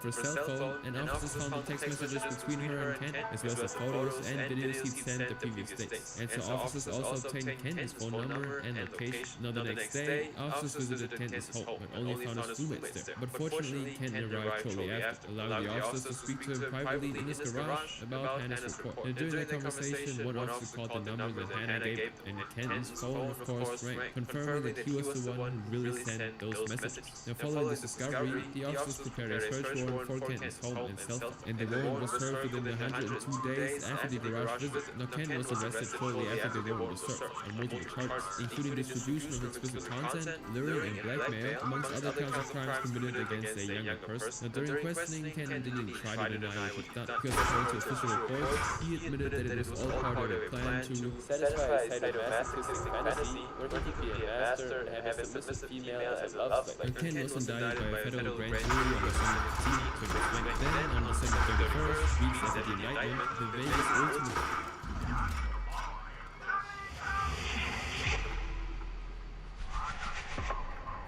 Are you passionate about the environment and agriculture? Do you want to make a difference in our planet's future?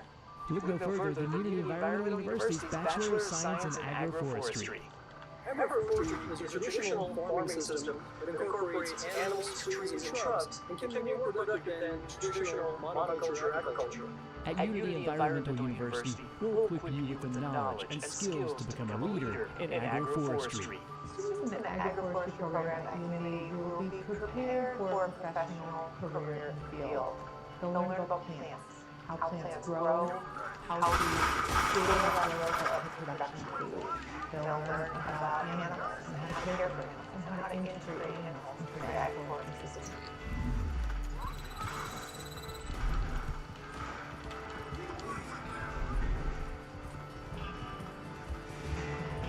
I think one of the reasons why it's very exciting to think about coming to Unity to study agroforestry is because we embed that degree program into our broader curriculum about environmental sustainability.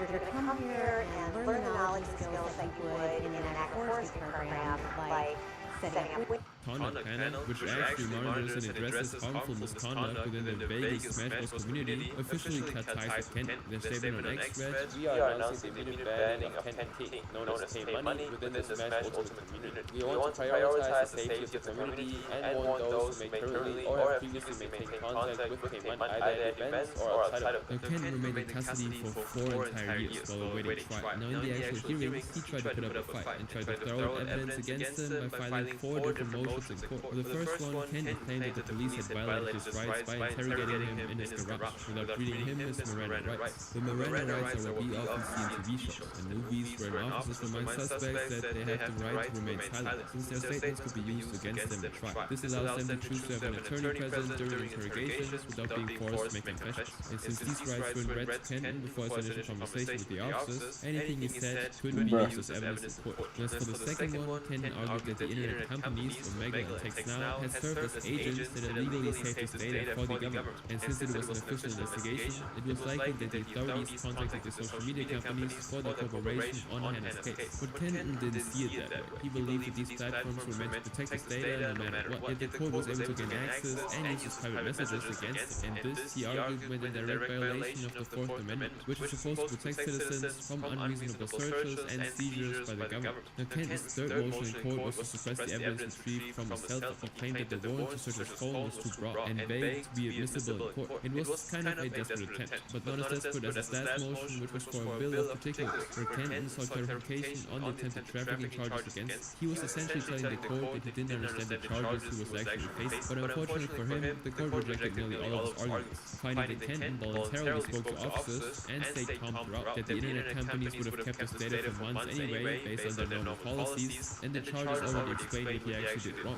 Only one of the motions was taken into consideration, and this was the one regarding his cell phone evidence. The judge actually considered his plea and set it aside from the list of evidence. However, even that exemption failed to help Kenton's defense. On June 25, 2024, after a 5-day trial, a federal jury found him guilty on all counts, and by November 2024, he was sentenced to 16 years in prison with 10 years of probation. Now, the news even made headlines in Nevada. Las Vegas man has been sentenced to 16.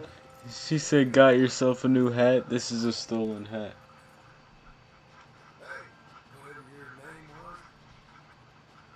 Hey there, Jack. I missed you, boy. Good to have you here.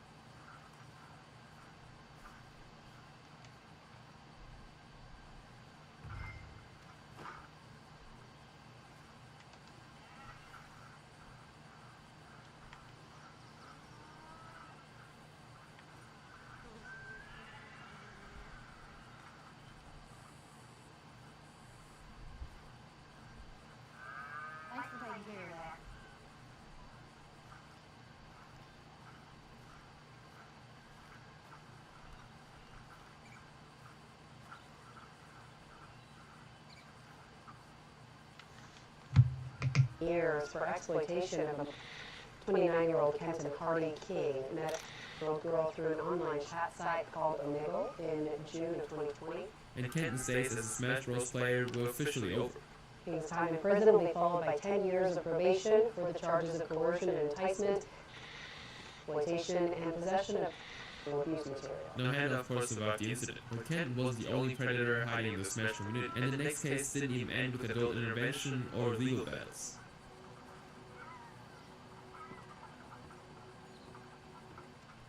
You, just you, building your app on base 44. Describe it. And it's real. One thought leads to more thoughts. Layer by layer, taking shape. When you need your tools, bring them in. They just click. Okay, kick it up a notch. Create something smarter. Something powerful. Style counts, so give it your touch. Big or small. Next idea hits at 2 a.m. Of course it does. Keep building. Ask yourself, wait, I built this? Damn right. Base 44. Build it your way.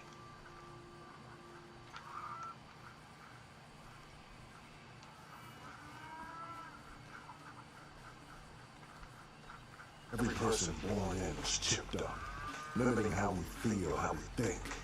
You felt what the system decided you should feel, nothing more. Then came the incident. An EMP. A big one.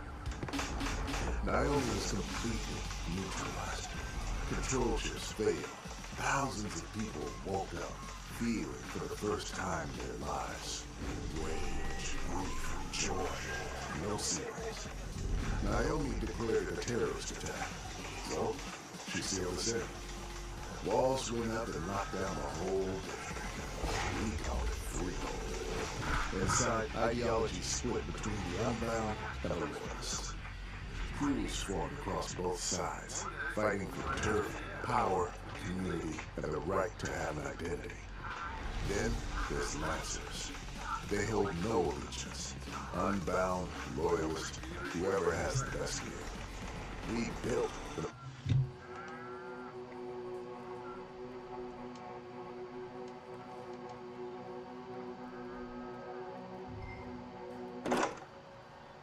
It was 2016. Troy Wells, better known as Puppy in the Smash Bros. Community, had already been making waves in Southern Virginia's power rankings since middle school, and he was climbing the regional rankings fast. And while other kids his age were figuring out high school, Puppy was focused on one thing: competing with the best players in his region. Now, given his status as a young competitive player, he couldn't travel to tournaments alone, so Puppy had to carpool with other players, relying on whoever had space in their car and was willing to take him along. And that's how he met Cinnamon Senpai Dancy. She was 24, 10 years older than Puppet, and a well-known commentator who built a reputation for herself at multiple events. She was also engaged to another professional player. Now the two struck a friendship during those carpool rides. At first it was casual conversation about the game and tournaments, but by spring of 2016, before the summer began, Senpai started initiating intimate conversations with Puppet through Snapchat and Facebook. She'd actually send him something inappropriate, then wait for a response, and then convince him to delete all the messages afterwards. Now the things started escalating between the two. Their first physical encounter happened after a tournament in the same year. The group returned to their room for the night, and everyone started playing Smash and Mario Kart, and as the night went on, the adults began drinking, but Puppy of course stayed sober, because he was still 4 years younger than the legal age. Now at some point the game got more exciting, and Puppy, being the hyper person he was, jumped up and ran towards the hallway near the bathroom, laughing, and that's when Senpai, who'd been drinking, ran after him. Then she tackled him to the ground, and began to kiss him while lying on top of him. Now it lasted only about 30 seconds. Then they both got up and went back to playing games like nothing happened.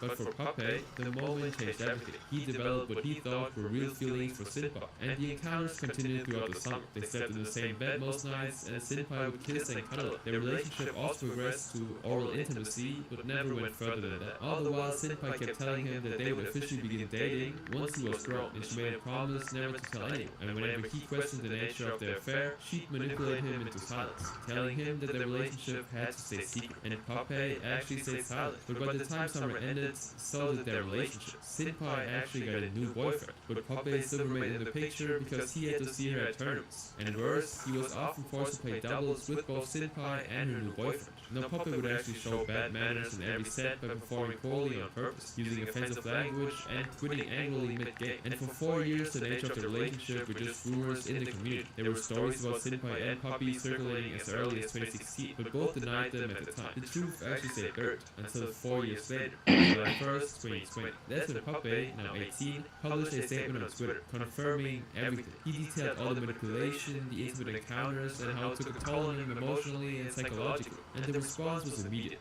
Within 24 hours, the 2G Gaming Panel, one of the premier tournament organizers in Southern California, banned Senpai from all future events. And on top of that, a video compilation surfaced showcasing Senpai's behavior towards Poppy during tournaments. It showed the way she held his hands, for example. And the footage had always been public, but Poppy's statement now recontextualized basically everything. And it turned out Poppy wasn't Senpai's only victim. Others actually also came forward. Zephyr, another Smash player in the community, brought up his own allegations about Senpai. He claimed that Senpai touched him inappropriately without his consent and took advantage of his kindness by making advances on. Then there was also her ex-boyfriend, who went by the alias Glyph Money. Now according to him, a year before she targeted Poppy, in 2015, Glyph Money was already experiencing her manipulation. In his split longer statement, he described how Senpai openly bragged about performing stuff on 2 members of their local scene, and she later cheated on him with a Smash player named Archie and someone named Black Yoshi. Now after Poppy's statement went public, Senpai disappeared from social media completely. But then, 10 months later, on May 1st, 2021, she decided to finally break her silence. She actually released a statement of her own, accompanied by legal documents from a law firm. It was basically a cease and desist order, and Senpai denied that she'd ever forced anyone into anything.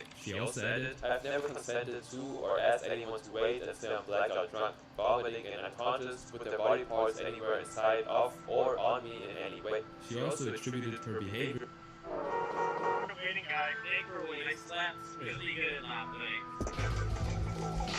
to her own trauma. According to Senpai, a 40-year-old man had allegedly lured and forced himself on her while she was intoxicated. And under this premise, she said that she didn't deserve what was happening to her and asked people to stop telling her to leave this earth because she'd been receiving death threats as well. She also said that she decided to not listen to their hateful words so she could help people like her who'd experienced trauma, though she didn't actually explain how. Now in everything she wrote, one thing was missing, an apology or even acknowledgement of what she'd done to Poppy. But a new development sprung up about 10 months later. On March 11, 2022, Senpai returned with a second statement, and this time she went on the offense. She exposed the 40-year-old man she'd mentioned in her initial statement as Zephyr, one of her accusers. Senpai claimed that Zephyr's real name is John Reed and alleged that he was a predator himself. According to her, "John lured me, Poppy, and 5 other men from our region to his house to have sleepovers so he could get me drunk." She also said, "Most of the people, including Poppy, witnessed John pick me up and carry my body into his bedroom. I was barely conscious when it started and quickly passed out." And in this statement, he wasn't the only villain in her story. Senpai also alleged that Poppy had also been rude to her online in 2015. "My only connection to Poppy was that he would constantly publicly bully and harass me in our Smash Bros Facebook group page by making fun of my appearance and playstyle." Now Senpai claimed that the insults hurt her emotionally and that she was only 23 at the time. She said that she only befriended him because I had heard rumors of his own previous traumas, something I also experienced, so I felt I could relate and help. But according to Senpai, the attempt to help him backfired. Poppy got physical with him, especially in public, and Senpai cited one of the clips that had been circulating during the incident, saying that this was an instance of Poppy hitting her in public. In the case of the clip many people have called evidence of him trying to kiss me in the tournament video, the clip is actually him slapping me in the face. Now on the next day, March 12th, Poppy backfired with a tweet log, and in his counter statement he said, "I did spend a lot of time at his house through the summer in 2016 and for a year or 2 after, and I never saw any instance of Zephyr being inappropriate with any of his guests, including Cinnamon." He also noted that Senpai's claim of illicit texting in 2015 was particularly confusing, because the two weren't even friends that year, and the events described took place before she initiated any contact with him. Cinnamon and I did not get along for the first 2 months of knowing each other, and those screenshots, while rude and disrespectful, were way before any of the events I talked about occurred. And to this day, Senpai has not commented any further. She remains banned from any Smash Bros events, and her career as a commentator is of course completely over. Now Poppy actually continued to compete and attend tournaments until August of 2023, when one tweet he posted changed everything. It happened on the 5th of August. Ahead of Super SmashCon that year, a member of the Smash community posted about the event's safety guidelines. Players had to wear masks, and parental supervision was compulsory for the much younger ones. And these rules were of course made to prevent the wave of misconduct that had occurred in the community back in 2020. And for some reason, Poppy quote-tweeted the guidelines with the joke saying, "But since SmashCon didn't explicitly say that I can't intimately bother people, I know what I'll be doing." Now this was very random, and he also of course deleted it shortly after, but people still caught it, especially a user named Memphis. Memphis quickly quote-tweeted the deleted post with a caption saying, "Bro's not even joking." And he decided to attach 3 screenshots of private messages allegedly sent by Poppy to a younger member of the community. Well, he wasn't actually young anymore. The first was a Snapchat message captured by photographing the screen with a second phone, and it read, "I'm so obsessed, help." And the second was a text message. Poppy had been talking about playing Smash, then added a very inappropriate and suggestive sentence about what he would do to the person. "I will beat you down." And the third screenshot was another Snapchat message where Poppy wrote, "Your backside is so nice." Now Memphis didn't actually disclose the victim's name, but will call her Jasmine. Now after the screenshots went public, Jasmine came forward herself on the same day. In a Google Doc she shared on Twitter, she confirmed that the messages were hers. And after noticing how strange Poppy's text messages were, she quietly saved screenshots for months just in case. He began making comments about my appearance, and I never really thought anything weird about it. I showed a few of my close trusted friends, and that's when I began to notice it was a little weird. Jasmine revealed that she was planning to release a statement at her own pace, but Memphis had taken the choice from her. She never actually gave him permission to post anything, but when she tried to contact him about it, he actually blocked her. Jasmine also said that since the screenshots were public, Poppy had reached out to her privately and apologized multiple times, but he himself never actually released any public statements afterwards. He simply deactivated his Twitter account and went silent. Now the SOVA Conduct Committee, which is the governing body kind of the Southern Virginia's competitive Smash scene, placed him under immediate suspension pending review. And then on August 9, 2023, they made it permanent by banning him from the seat. Now the ban didn't actually stop there. Poppy's case was escalated to the Community Safety Report Panel, or CSRP, which is kind of a group that maintains a centralized list of credible misconduct allegations across the Smash community, and they assigned him the highest ban status 8, which meant that he was recommended for a global ban from all competitive games. Now Poppy's initial statement in coming forward in July of 2020 actually opened the floodgates of what was known as the #MeToo movement within the Smash community, a movement where other victims began to speak their truth about similar accidents. However, this widespread invitation created an opportunity for someone else to seek not justice but revenge,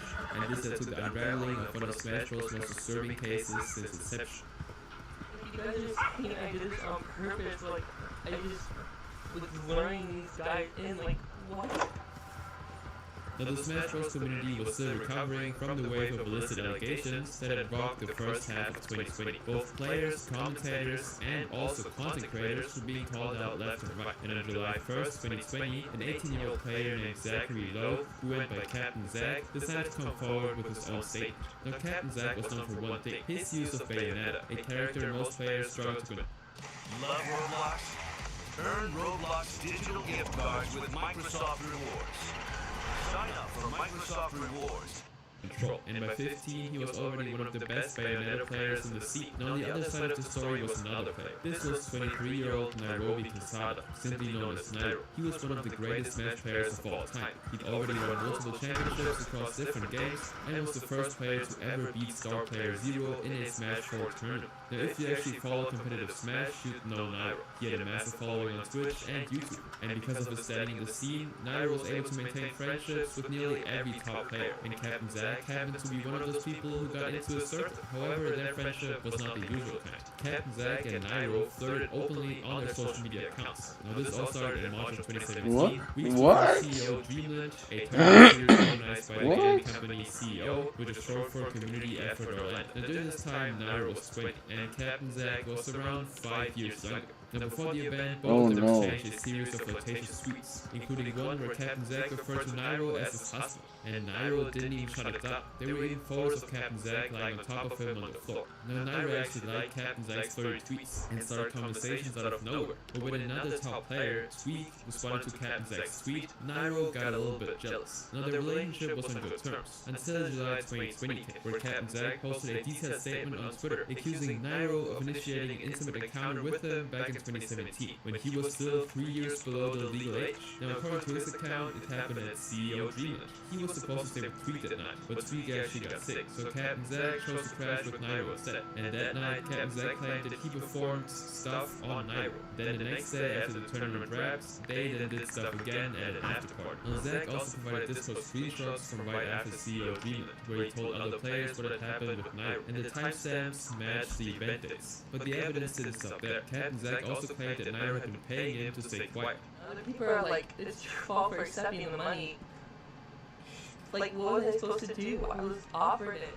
And he also dropped payment receipts and screenshots of a $2,000 payment from a PayPal account under the name Kelvin Quesada, which Captain Zack claimed belonged to Nairo. Now, phone call logs from July and August 2019 also confirmed that Captain Zack had been in contact with Nairo during that period, and more PayPal screenshots reveal a payment of $350 on February 24, 2020, from a different account under the alias Jeremy Toga. Now, Captain Zack actually proved that this account belonged to Nairo with a screenshot revealing his request for the money and Nairo's payment confirmation on the same day. According to Zack, Nairo had promised him ongoing financial support as long as he kept quiet about what happened, and Captain Zack then made this statement. I'm not posting this with the intention of cancelling Nairo. I simply wish to tell you the truth about what happened. Now, the community's response was swift and merciless. Within hours, Nairo's esports sponsor, NRG, completely dropped him, and Twitch banned his channel, cutting off his primary source of income. Nintendo also dropped every video featuring him from the YouTube channel, while tournament organizers blacklisted him. His career that he built over years of grinding through tournaments and building a massive following pretty much vanished overnight. Now, Nairo actually posted a brief apology on Twitter on the 2nd of July 2020, and it read, I'm not making excuses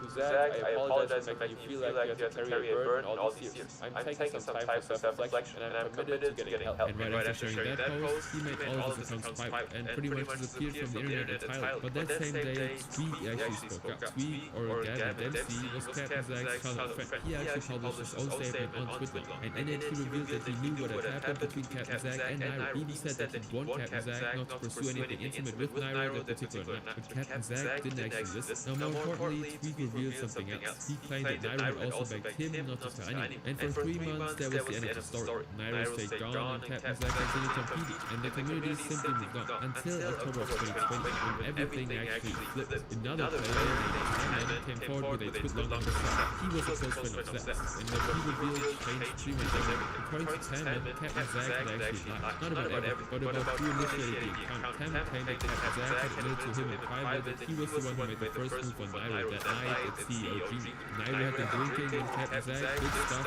on him first, and Nairo was simply too intoxicated to stop what had happened. And the next day when Nairo actually sobered up, he realized what happened. He understood that he, as an adult professional player, had done something with someone way young, and he instantly knew he had to make sure that no one else finds out about it. Now, Tammin actually provided screenshots of messages where Captain Zack told friends he'd initiated the account, and according to him, the messages showed Captain Zack planning to use what had happened to gain financial advantage over Nairo. And this act of simply blackmailing someone wasn't actually out of character for Captain Zack. He previously blackmailed a star player named Ali with their best relationship in early 2019, one in which Ali was 28 years old and Captain Zack 12 years younger. Now, Captain Zack actually used this to instruct Ali to deliberately lose games at events like Prime Saga and Momoko as punishment for their relationship ended. Now, the match-fixing scandal, which was revealed through a deactivated Twitter account, eventually led to Ali's retirement from competitive Smash, and Captain Zack being dropped from his organization. Now, this past record, along with Tammin's admissions, cast doubt on Captain Zack's account. Tammin also revealed that Captain Zack was never scared of being caught, because as a smaller person, he believed he was legally untouchable, and that only solidified when Nairo returned the same month with a different account. He claimed that he actually told his friend to write a vague apology, and that was what he posted in the heat of the controversy. But after months of therapy, he finally understood what had happened with Captain Zack, and Nairo started off by stating that Captain Zack's allegations were actually false. The truth is that I was never in a relationship with Zack, nor was I ever interested in him. Now, Captain Zack was also allegedly touchy with his friends, but Nairo had no interest in his advances because he was straight. It's embarrassing to admit, but I'm very oblivious and dense to these types of things. Plus, I'm straight, everyone knows, including Zack. That's why I never even imagined he would do something.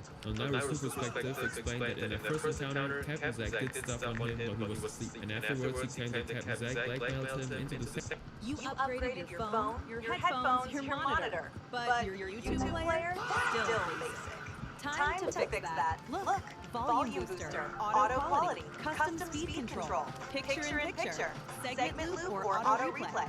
Cinema Mode. All in one. It's called Two Pants. Free Chrome extension. Ready in seconds. Trust me, you'll never go back. Second encounter the next day. On Sunday, Zach tended to do stuff without warning, and I rejected this, saying that this was illegal, and that I felt disgusted about yesterday. He blackmailed me into a second encounter, which he gave up midway out of annoyance at how unwilling I was. Nolairo claimed that Captain Zach had threatened to tweet about the encounter if he didn't comply, and that was how their second encounter eventually happened. However, rumors of what had happened between them began to circulate in May of 2019, and Nairo firmly believed that Captain Zach had actually been the source himself, because Nairo says he never told anyone. Nairo expressed that the case grew considerably worse by August of 2019, when Captain Zach's sponsor dropped him due to the blackmailing situation with Al. Shortly after Captain Zach lost his sponsorship, he contacted Nairo asking him for money. Now Nairo was hesitant at first, but eventually complied after seeing proof of Captain Zach's blackmail against Al, and recalling how Captain Zach had blackmailed him 2 years earlier. And this explained the payments Captain Zach had posted as evidence. Nairo made the 3 payments totaling $2,625 between August of 2019 and February 2020, all at Captain Zach's request, and he denied ever telling Captain Zach to actually stay quiet about their account. Now, in response to Nairo's statements, several tournaments and organizations actually unbanned him, and supporters organized campaigns was returned. And regardless of whose account was actually accurate, Nairo's reputation was largely restored, even though, depending on whose version you believe, one of them committed a serious crime. Now, by November 2020, on Nairo's birthday, his supporters actually organized a surprise gathering where community members told them stories of how streams had positively impacted their lives. I got immediately bombarded by tons of my old community members, like so many Naikus just showed up and all wished me a happy birthday. And then in February of 2021, Nairo announced that he'd finally reached a legal agreement with Captain Zach. As many of you know, I've been handling things illegally in the last half year, and I want to announce now that we've reached a legal agreement. So I just want you to know that as of now, everything is fully resolved, and I am now able to move forward with my life. And even though Nairo remained permanently banned on Twitch despite submitting an appeal, he still expressed hope about potentially streaming again and moving forward with this. Now, the legal agreement was a settlement, so not a court verdict, so no criminal charges were ever filed. Now, this next case is different. There was no legal settlement, just a case of a lady's statement and somebody's selective amnesia. It was an unfortunate incident of poor judgment, harmful gossip, stereotyping, and my own weakness to not jump to your defense. If you followed Smash Bros. Commentary in the early 2010s, you'd know the Ron Manger, or as he's called in the community, D1. He was one of the most recognizable voices in competitive Smash. D1 was hooked on the mic, and respected enough that Nintendo handpicked him to commentate Super Smash Bros. Events. By 2016, his reputation was fully cemented. D1 actually transitioned into a strategic ownership role at Twitch, helping grow the Smash scene from the inside. He traveled to events, but at Smash the Record 2016, a major charity tournament with players from across the country, he crossed the line he never recovered from, because that's where he met a girl named Caitlyn. It's November 11, 2016. Caitlyn, or Katie Dominate, chose to celebrate her 18th birthday at the Smash the Record charity tournament. She arrived at the event in Orlando with her hotel group, which consisted of her friend Haley, a player named Clyde, and Jesse MVD Mason, all of whom kept a close eye on her throughout the night. Now, at the after party, held in the hotel ballroom, pretty much everyone danced and drank, including Caitlyn. Now, according to the statement Caitlyn would later release, D1 approached her on the dance floor. They danced, and after a while, D1 held out his hand, asking her to go with him, to which Caitlyn agreed. Now, he took her to a hotel room, and once inside, Caitlyn realized she had nothing with her. No ID, no phone, and no room key. She was completely alone with D1, with no way to call her friends and no way to leave without it. Now, what Caitlyn remembered next came in fragments, but the picture was clear. She and D1 were engaging in full intimacy, and the next thing after that, she was violently ill and vomited. Then, she blacked out completely. Now, Caitlyn woke up between 5 and 6 in the morning. She was still unclothed and alone in the hotel room she didn't recognize. And gradually, she gathered to find her clothes from the floor and walked out into the hall. Now, Caitlyn wanted to the hotel for 30 minutes, with no idea what floor she was on or what room was actually hers. Now, she eventually made it to the lobby, and in front of that guard, a brunette woman who Caitlyn would later describe as sweet, noticed her tear-stained cheeks and disorganized clothing, and Caitlyn begged her to find her room number while actually handing her an ID, and to actually also hand her a key, and the clerk did it without hesitation. Now, Caitlyn made it back to the room, showered, and tried to move on. However, the incident was far from over. Why can't I shoot him? Something had shifted in the atmosphere. People people wouldn't actually look at her, but they were definitely talking behind her back. D1 had actually told people that they had an intimate account, and according to Caitlyn, he described her as disgusting, as someone who bonded all over. And so following this incident, Caitlyn separated herself from the community as best as she could. She still attended certain Smash events with friends, all in an effort to actually move on. Now during this time, D1 never actually reached out to her to apologize, so it was difficult for Caitlyn to completely let go of the past. But 7 months later, a ray of sunshine eventually touched her life. Caitlyn started dating Smash player MVD, and eventually he learned about what happened between her and D1 at Smash the Record 2016. So MVD intervened, eager to help Caitlyn.